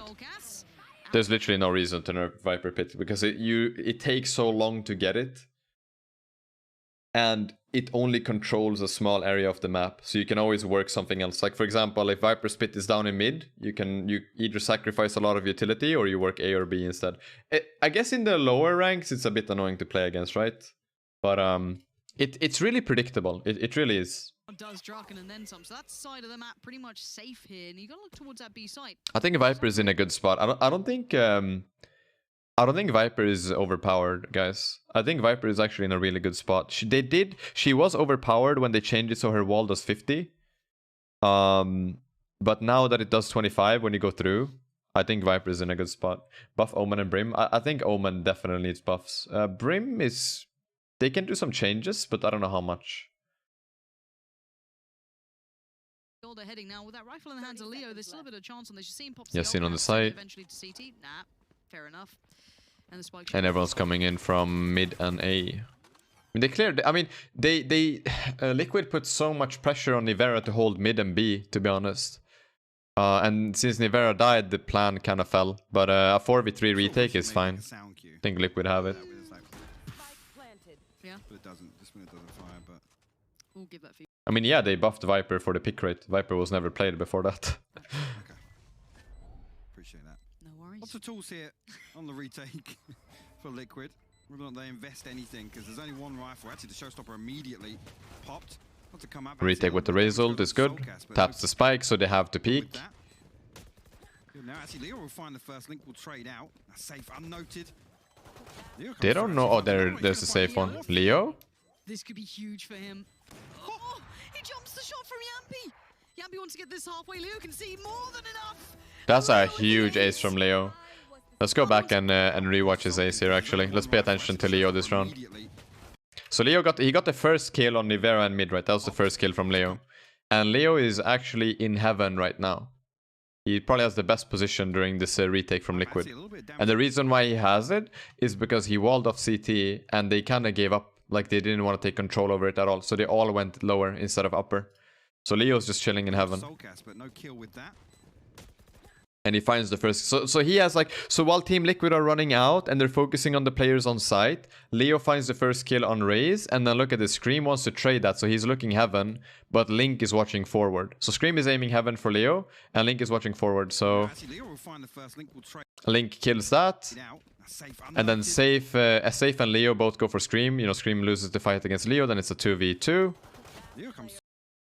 Yampy finds Safe, and now it's a 2v1, and Link goes for the defuse, because that's what you want to do in a situation like this. But, you know, Leo has the best spot, actually. If you look at where the spike is planted, Leo has such a big advantage with the fact that they never went heaven. They all went side. He's just, you know, aim training. He's just shooting down at them when they're running out. When all the chaos is going down on site, he has a lot of time to aim. And then that shot is really hard to hit, by the way, for Yampy. It's really hard to hit. He should be hitting it. But it's super hard to hit. He jumps the shot from Yampy. And then the tiny little detail here Look at that. Leo spots Yumpy's shoulder. He doesn't even see it. He sees the shoulders. He just spams here and gets the ace. That's a massive ace from Leo, actually. And I said this before. Leo's crazy. He's 100% the best player on Guild. And he doesn't even play duelist for them. He's so flexible. Like, he can play Sage, he can play Sova, he can play Omen. I've seen Leo on Omen before. He's good. Like, Leo's insane. And again, Leo just playing in so well from heaven here. All eyes turn. Safe almost got, set up because of that. But yeah, Leo and Safe are insane. Well. They're definitely the two best players on Guild, in my opinion. At the end of it, very high reward. I think Yappy thinks he's broken line of sight. They're extremely good players. Leo. And then what do we have? Nivera on the... Okay, Nivera on the operator? He's holding mid. Look at this setup. So Nivera's back to doing the same one on A. They're leaving Link alone on A side, and they're playing 3 towards mid with Astra alone on B. And Nivera's also playing the operator as Viper. You don't really see that too much. On the back of Atsi. But I like that Liquid are abusing the operator more on defense, by the way, because operator on defense is very strong. It really is. On Ascent, it ran 2 operators on defense, and here they had an operator on Jumpy, now they have an operator on Nivera. As long as they get that one early kill, it's crazy. The one rifle at their disposal now. Nivera adopt an operator of his own to maybe try and counter some of this presence in mid by Guild. And also the orb, the smoke from Nivera and mid, it slows down Guild so much. Both smokes burned up now by Bonkar, so again, whether or not they decide to force. And they're just exploding. So they just waited for the smoke to go out, and now they're rushing B. But Soulcast, I mean, he's playing Raze. They can just boom bot and nade this, right? Yeah, look at that nade. That nade is huge. They jump down. Oh. I'm not sure how Yumpy dies there. I'm actually not sure how Yumpy dies there. That's very weird that they can just jump down and kill him like that. And now, that's the thing about retaking. If you're not playing Jet, retaking with Operator is super hard. So this 3v4 retake is going to be harder than it has to be. The pace change from Guild here was mad. You saw the kind of... That's actually a 6 snake bite. I wonder if that stops the plant. Nah, it can't. He tried to delay the plant with it. Ooh, on top of this angle is nice, on top of the wall. Now we're into a 3-play retake. Soulcast, Link, and Nivera. Boom bot goes down. Everyone sat patiently on the site. You've seen, I think, Pain Shell in hand, and away we go. Already time being bought here. That breach ult from, I think that was from Link. Yeah, that was from Link. Used really gets now to be burned in there. Safe just fed to Soulcast. Gets his nade back. There's still a chance. Leo says, no, Soulcast, what can you do? Nothing. The nade did Soulcast with the 4k though. That's so tough. I think if Yumpy got the kill on Drake and jumping down from heaven, that run would have looked way different. Like, they just got B for free because of that. I don't know. What tournament is this? It's LCQ. Last chance qualifier for Worlds. Soulcast did his best. The end of things. Unfortunate. That's a good try from Soulcast. Really good try, actually. And now Yumpy's... Oh my god, it's Yumpy and Link back on the judge. Whoops, I clicked the wrong button. There we go. Sorry guys, change scene. But yeah, it's Yumpy and Link on the judge. Not Worlds, isn't it Champions? Champions is the same thing as Worlds. Like, don't try to be some fucking smartass. You know? It's literally the same thing. It's the end of the year, it's the final, it's the biggest tournament of the year, and it's everyone going to the same... Like, it's what LCQ is about. You know? It's where your choice... Like, you collect points during the year, and then you go to Worlds. It's the exact same thing as Champions. But yeah, thanks for correcting me. I appreciate it. Thank you. Who'd have thunk? Link and Yampy. I think they'll be alright. Again, Draken been very quiet. Whether or not there's kind of like a... But yeah, like, it's actually crazy how much... So, like, a lot of teams play Sage on Split, right? But I find it, like, it's actually crazy... the smoke. Like, it buys them so much time. Like, it's a better Sage wall, I think. And once it goes down, it's not gone. Like, you can pick it up, you can refuel, and then just use it to slow them down more. You know? Eventually they're going to swing towards Draken because he's not really been challenged. Other than that time, Guild stacked up, and really, it doesn't tell us anything, or at least it doesn't tell Liquid anything. No, it's okay, Weezer, don't worry about it. The Berlin thing wasn't the final for the season? No, it wasn't. It was another LAN, but it was a qualifier for Champions. You know, if Valorant is CPU heavy, it's all on your CPU. Really, you can have the best graphics card in the world and your FPS is gonna be bad if you have a bad CPU. Draken seems happy to be here, seemingly achieving not an awful lot, but whether or not Guild are kind of keeping that in their back pocket for the time being. Could be problematic though, because they're about to walk.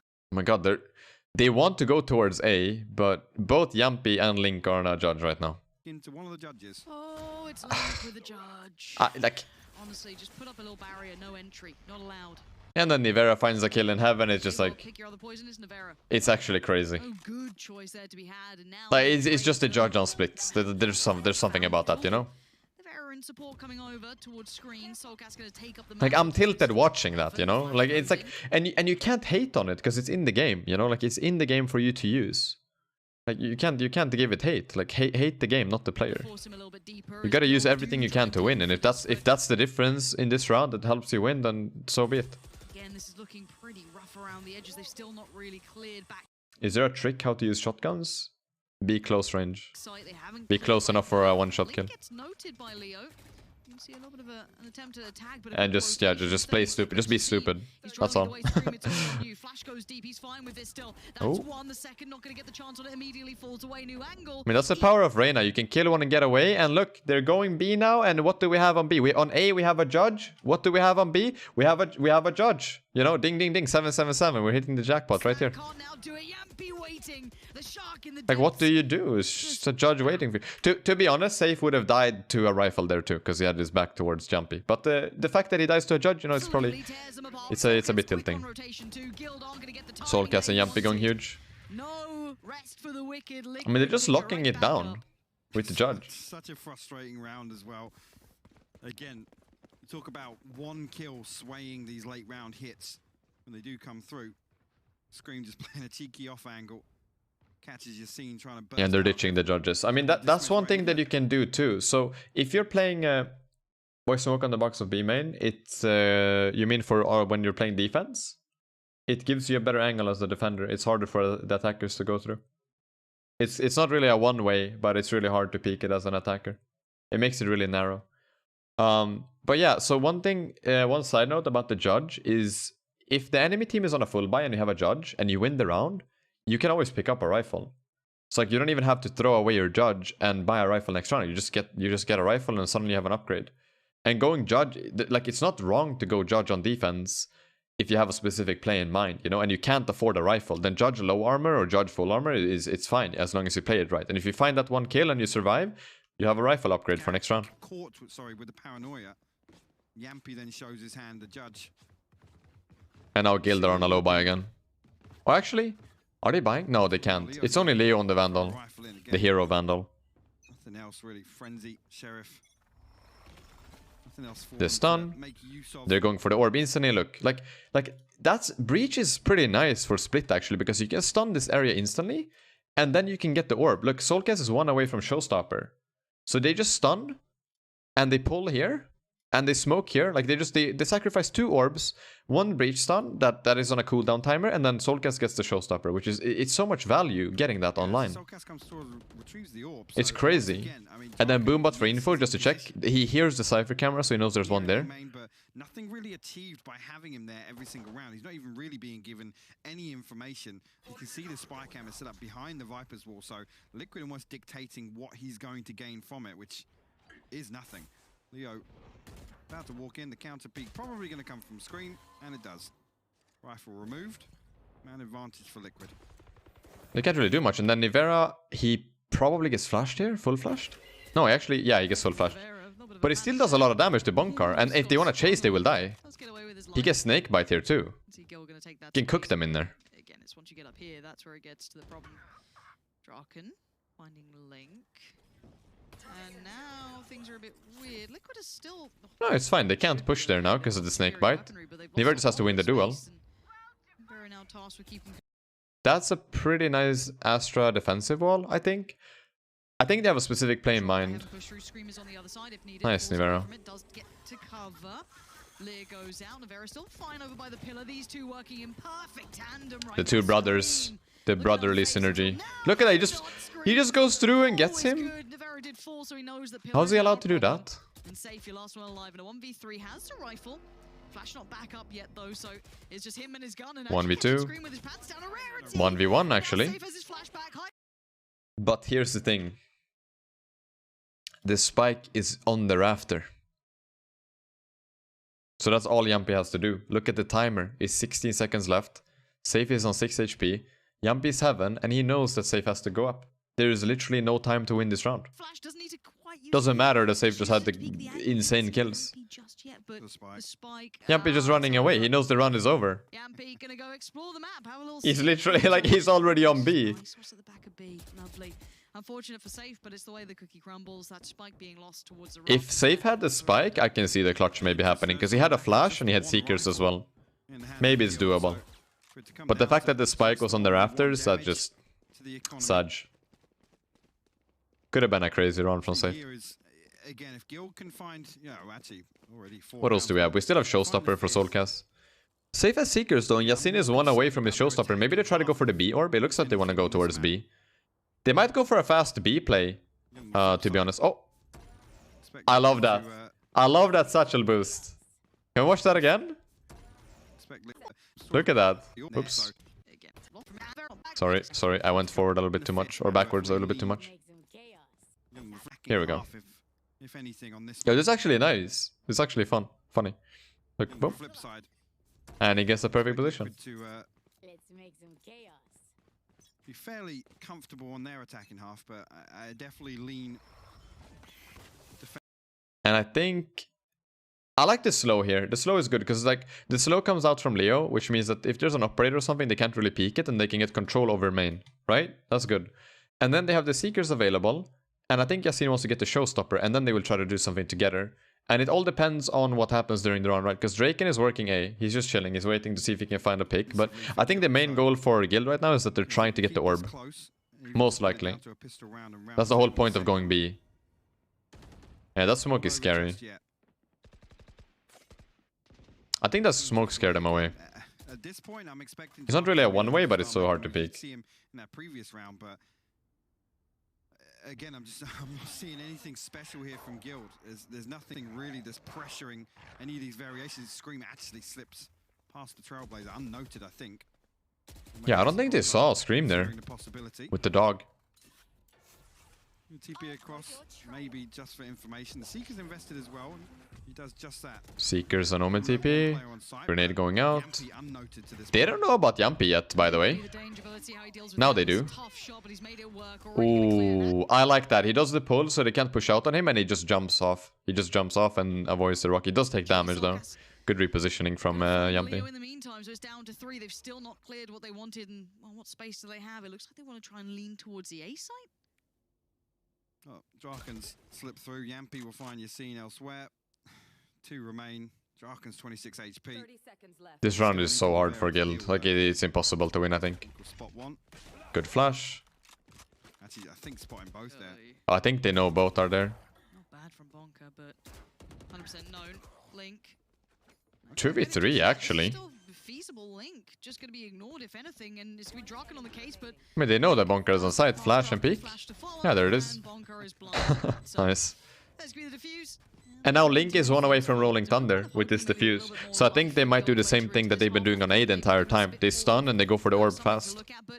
It's worth to have the Breach ult available for their last round of the half, for sure. Exactly, I think score-wise. I wouldn't be surprised if they go for it.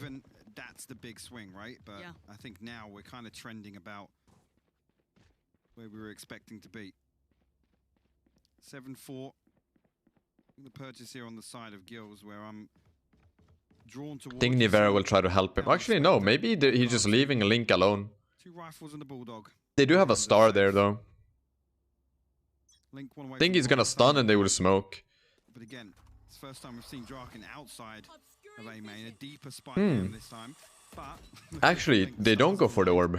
Maybe, I mean, they've done that play a lot, right? With the stun and the orb, so they might be scared of Guild doing something about it, like playing like anti-stun or whatever, and then just exploding when they go for the orb.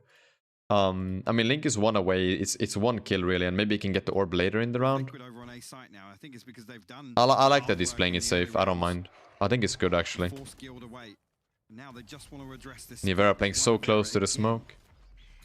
You posted up here in anticipation of them walking this. Oh, they actually... He got pre-fired, I think. I think he got killed through the smoke. We'll finish him off with a Spectre. No information noted. Oh, they are explode. So they see that Link is alone towards A with that Cypher ult. And they're all going vents right now. So it all really comes down to Link playing his utility right now. Maybe getting a kill off a flash and then he has the ult. Poor old Link is all on his lonesome. This won't be easy for Link. Do they look towards Soulcast? I like the positional shift though, because the Sarma's on site with the Cypher ult and he's playing here. Like that can actually be huge. That can buy enough time for Liquid. Good reposition. Look, the flash doesn't get anything from Guild. And he has a kill on Yasin here for the Rolling Thunder. Ah, nice try. I mean, even though... So like, look. Link kills Yasin on site. Draken drops down and kills Link. But when Link dies, Soulcast is ready. Because all the attention is on Link under heaven. And Soulcast finds 2. 3 maybe even? Bonker on 2 HP. Somehow still breathing, gets the spike, gets the plant. Leo could heal Bonker here. Into the hands of Leo to do something with this, make something happen. The heal goes down towards Bonker. Oh, and it just about gets away. Ah, that wallbang kill is hard. He did get healed. Gonna kind of take up the mantle as to where we saw one of the players not too long ago.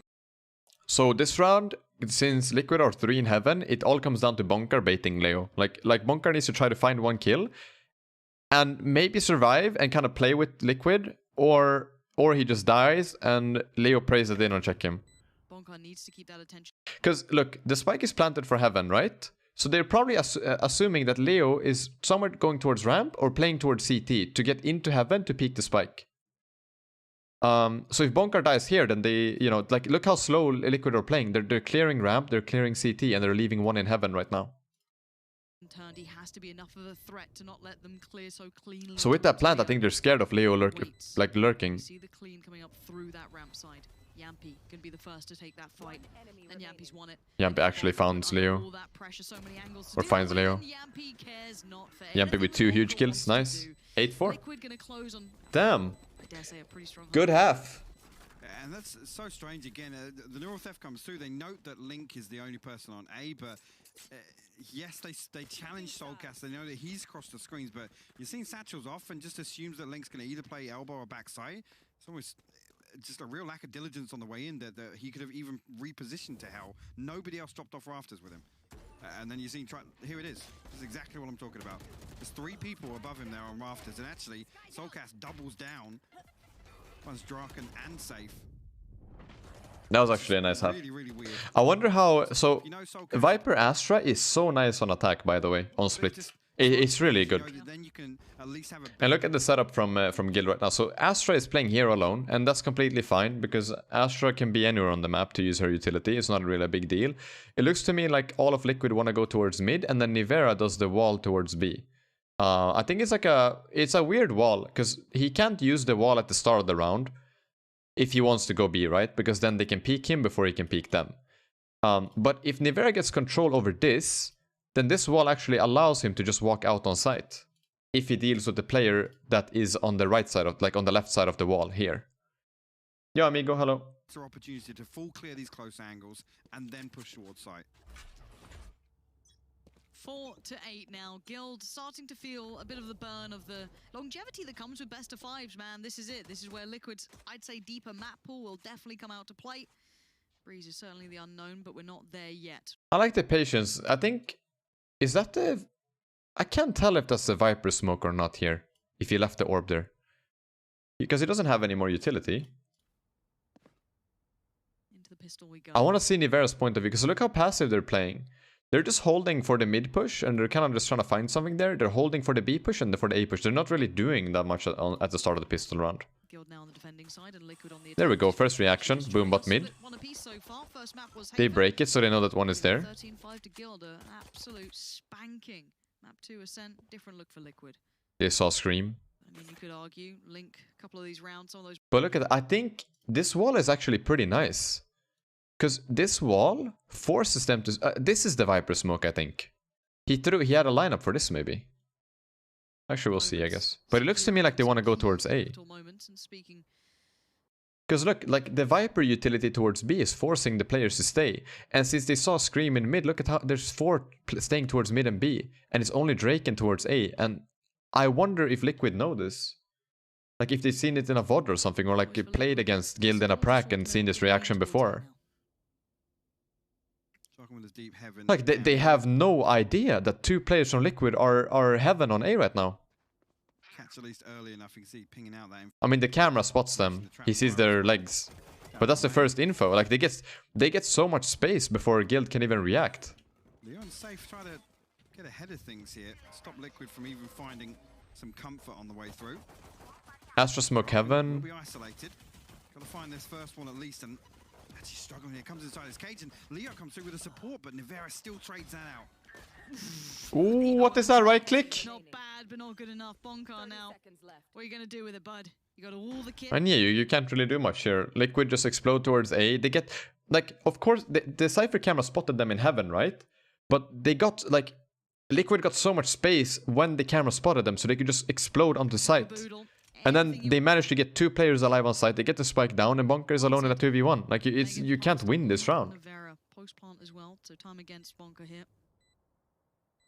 Well, Nivera down to 44 HP, Lauren, so doable if It's such a hard round for Bonka to win. He does have good full utility. Blind stat, clears right. Flash comes back, Bonka. And then they just swing him. Finds one, he's 21 HP. Nah, like you can't win that 2v1. It's like close to impossible.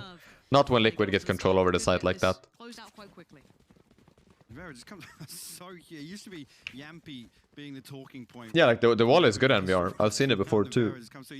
It's gonna. I think the wall that Nivera does on B is gonna good for whenever he wants to lurk on B, or whenever Liquid. Like I've seen it. I think the first time I saw the Viper wall, this Viper wall that we have here, was actually from V1 in Iceland when they played on Split. Bonka thinks that fault line's coming from the backside of elbow, but Yeah. I think that was the first time where I like actually here noticed that wall.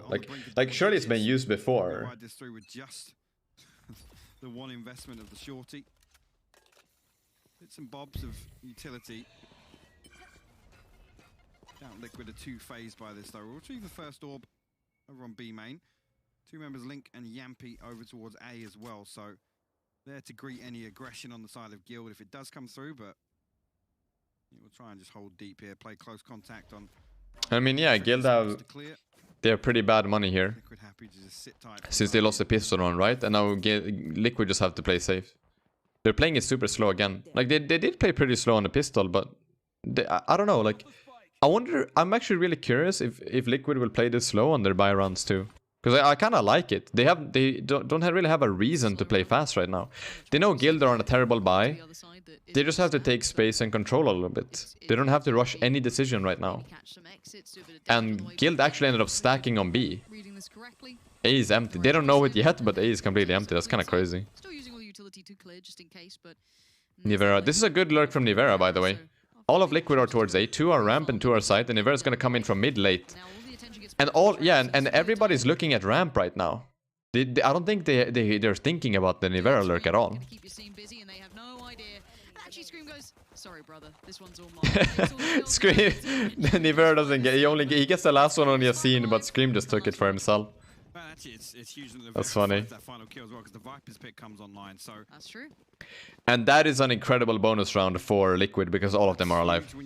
All of them stayed alive. They can just refill their armors and then just go. And this round literally does not matter for Liquid. If they lose, it's fine. They full buy next. It is an amazing bonus round. And I think if there's any time to play fast, it is now.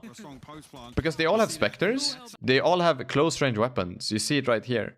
So now is actually a good time to try something stupid.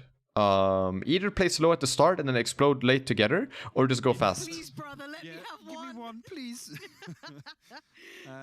But yeah, the SMG. Look at the Astra star setup, by the way. 4 stars towards A and 1 for vents right now as well from Link. These could cause a lot of problems here. If Liquid can get set up, the Viper's pick goes down. Obviously, they can play close inside that. Make it real difficult. Nivera just holding for a push. Guild Maybe they will play slow to try to punish any mistake from Guild. Because I mean it's 10-4. Guild have to take some risks in order to secure rounds. the early round. Maybe they will play a bit slower. No real Still. aggression on the side. It worked the first 2 rounds, so why not? Curious over by A. Got Bonkar in support on ramp. Again, just orb control for the time being. And I don't think I've made a particular secret of it. It's hard to not be a fan of Leo when he has good games. And he's not been particularly quiet this game either. He's actually been having a decent series, but it's just finding overall impact. I've got to say, Liquid across the board. Yo, Tempest, what's up? We're pretty A good. little bit better. Oh, what was the discussion we had earlier? Oh, they see Nivera in the corner there with the dog. And they actually spotted Scream, Link, and Nivera with that one dog. So they know that 3 players are in this area right now. That's actually massive info for Guild. Know what you're getting. Yeah. And Bonkar, you've Consistency seen is there. Draken. And that is probably why Leo is rotating so fast here. You see it in CT. He's literally running it. They've had slower map here on split. Yeah, they're always the swing factors, right? And map 1 was the perfect example of what Guild can look like when you get a couple of those other, elements actually find. And that's the flash. I think they want to explode here, to be honest. Because if you look at the minimap, there's 3 in B main and 2 towards mid, and they all have specters, so they just want to go really A fast. little bit more pressure than maybe you'd like. Has a little look towards heaven, which is Just the right all thing to utility and do. just go out Well, together. Solcas has taken that territory. Oh, they Trucken keeps weren't the ready arms for left. Drake and Nice peeking on the Solcas. rafters. Yappy now noted. Good little cleanup from Yassine. This is nice. But I like it. They're keeping it arm's length. They don't look threatened just yet. And look at that reaction from Yassine, by the way. They get 2 kills on B and Yassine is already back on A. Because he's expecting, like, they're expecting something weird out of Liquid. And then the tripwire.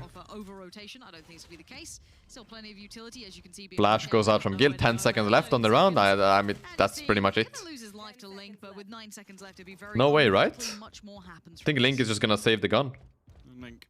At least the armor will be forced. Or he dies like that. Yeah, Rex raided me, Tempest. We got a raid. Everybody in that choke point. Oh, I mean, they got 1 kill. It was the bonus run for Liquid. It's this round that matters, really. Just to try and create a gap.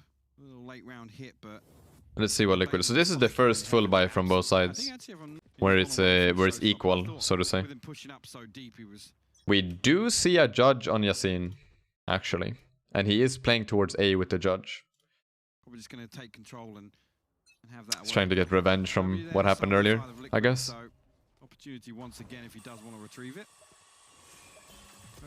And I think Viper Astra is probably better than Cypher Omen. I think trading Cypher Omen for Viper Astra on split is better. Elsewhere, Liquid. That's 4. We'll explore mid. I like it. I like Liquid's Posted comp. up pretty deep outside B garage.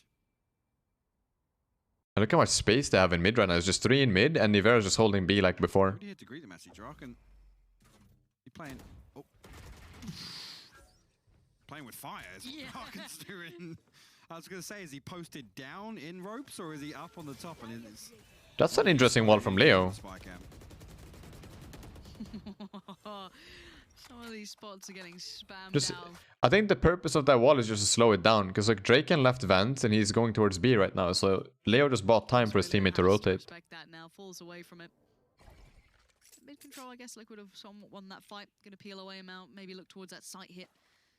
Nivera does have Viper Spit as well, so I think they want to try to get Nivera on side to pop it. And the rest head on over towards B, but there's still a fair amount of players present on this one.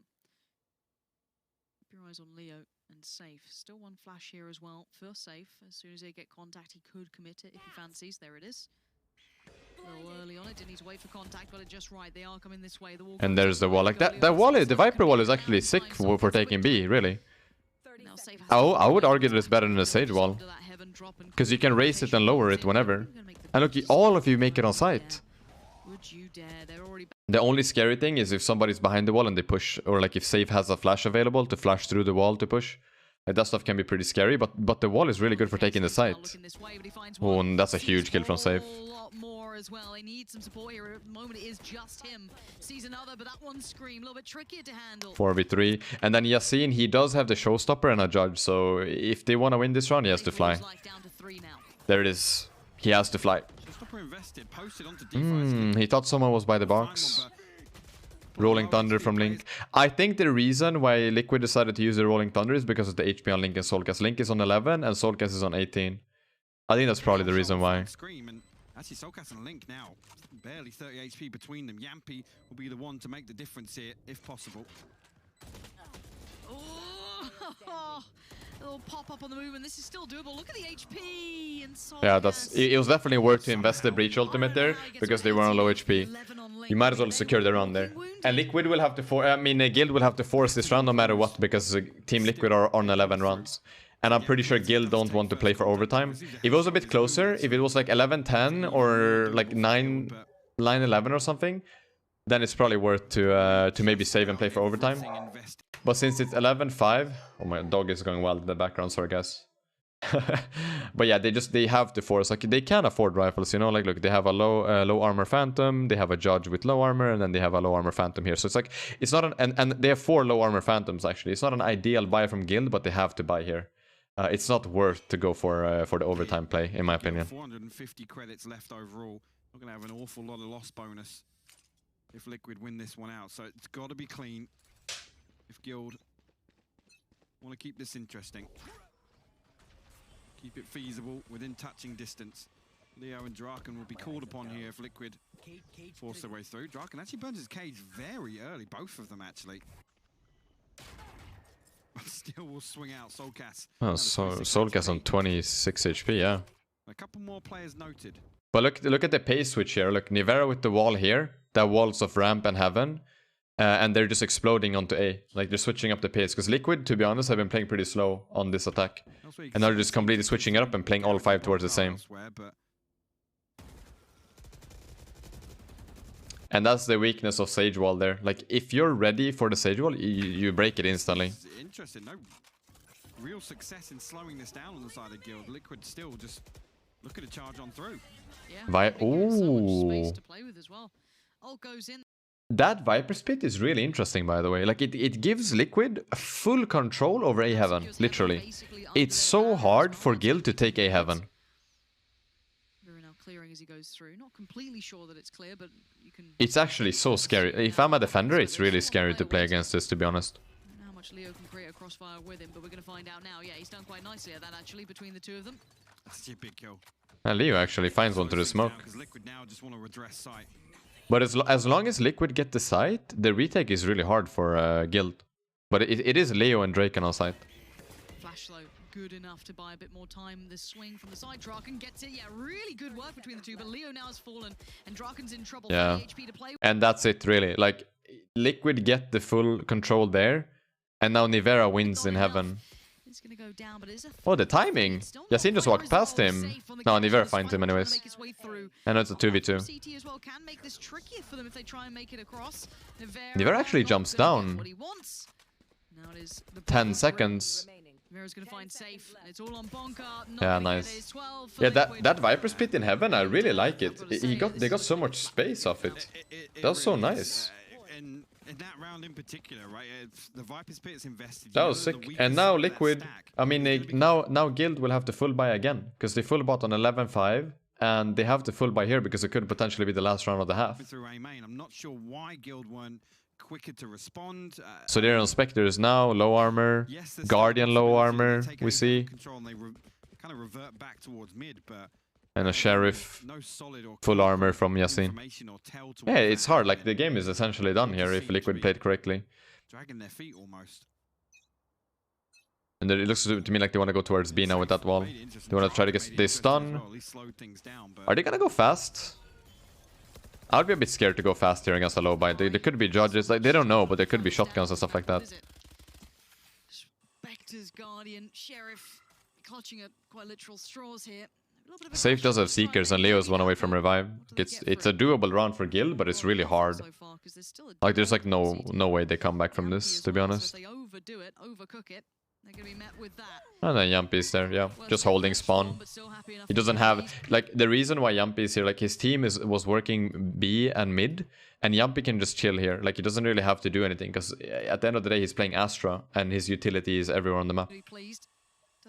He can do more solo plays, and he finds Yasin pushing there.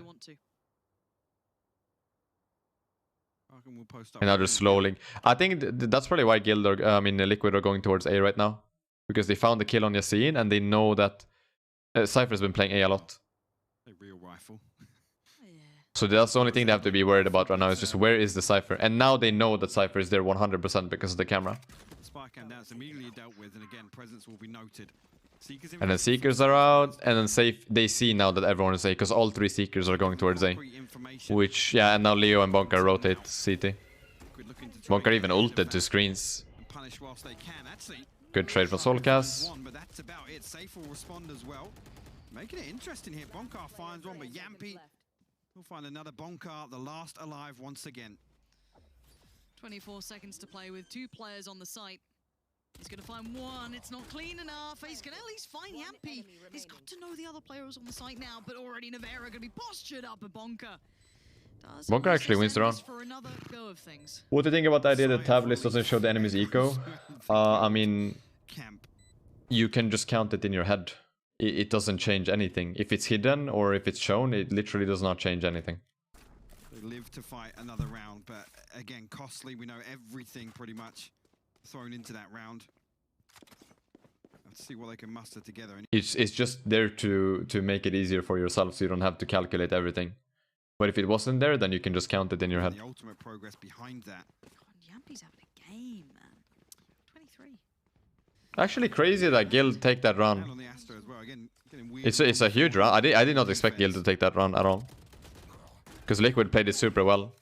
And again, But the yeah, Spectre power came out. I'm not seeing kind of that. You talk about Guild, and when they look good, it's playing confidently, it's playing aggressively. It's these very, very quick pieces on the back of your scene, and potentially, you know, Bonkar and safe for those flashes, but just haven't seen it on defense yet. The Spectre power. And now Liquid are on a low buy, but they do have a Spectre, you know. Challenge even the first layer of Liquid's default. This is the first time we're seeing it, but it's round 19, it's 12-6. I like the aggressive push from Guild here. Like, taking mid control is huge on this map, if you can do it. Because now they know that it's most likely a B or A. But look at Liquid.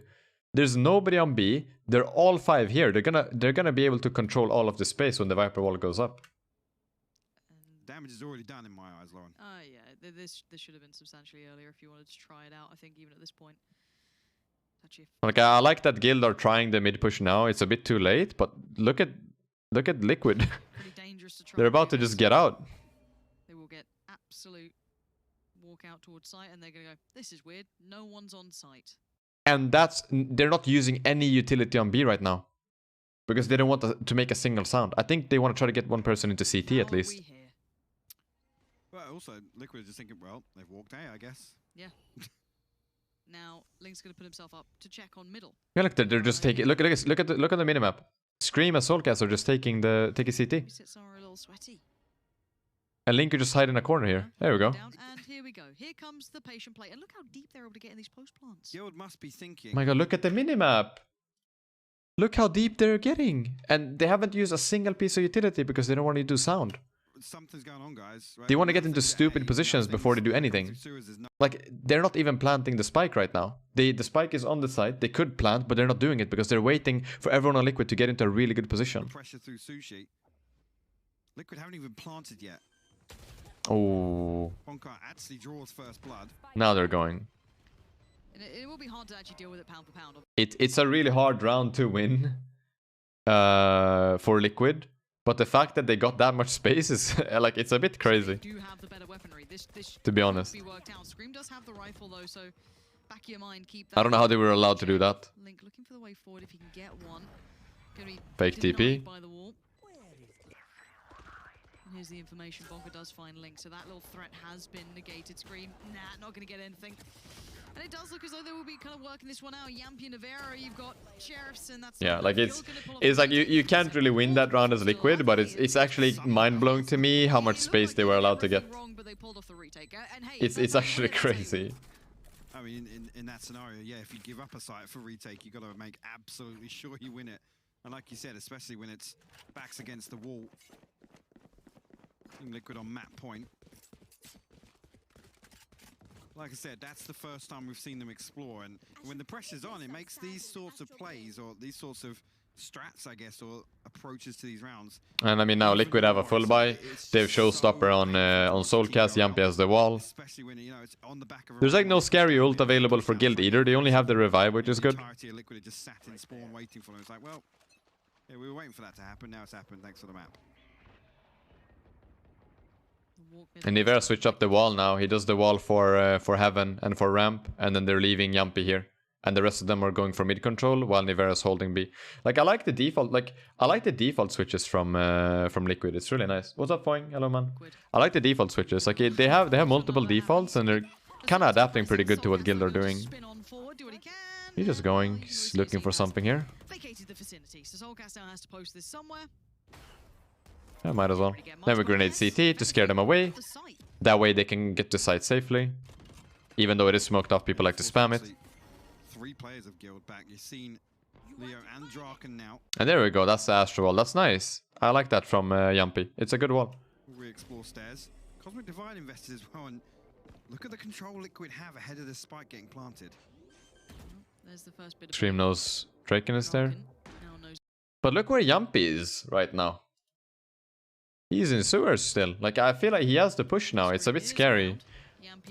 It's really scary if the members of Liquid die on B. Because Yumpy is going to be super late. A bit too late, I would say. So I think he has to go now. Lines as well, keep that.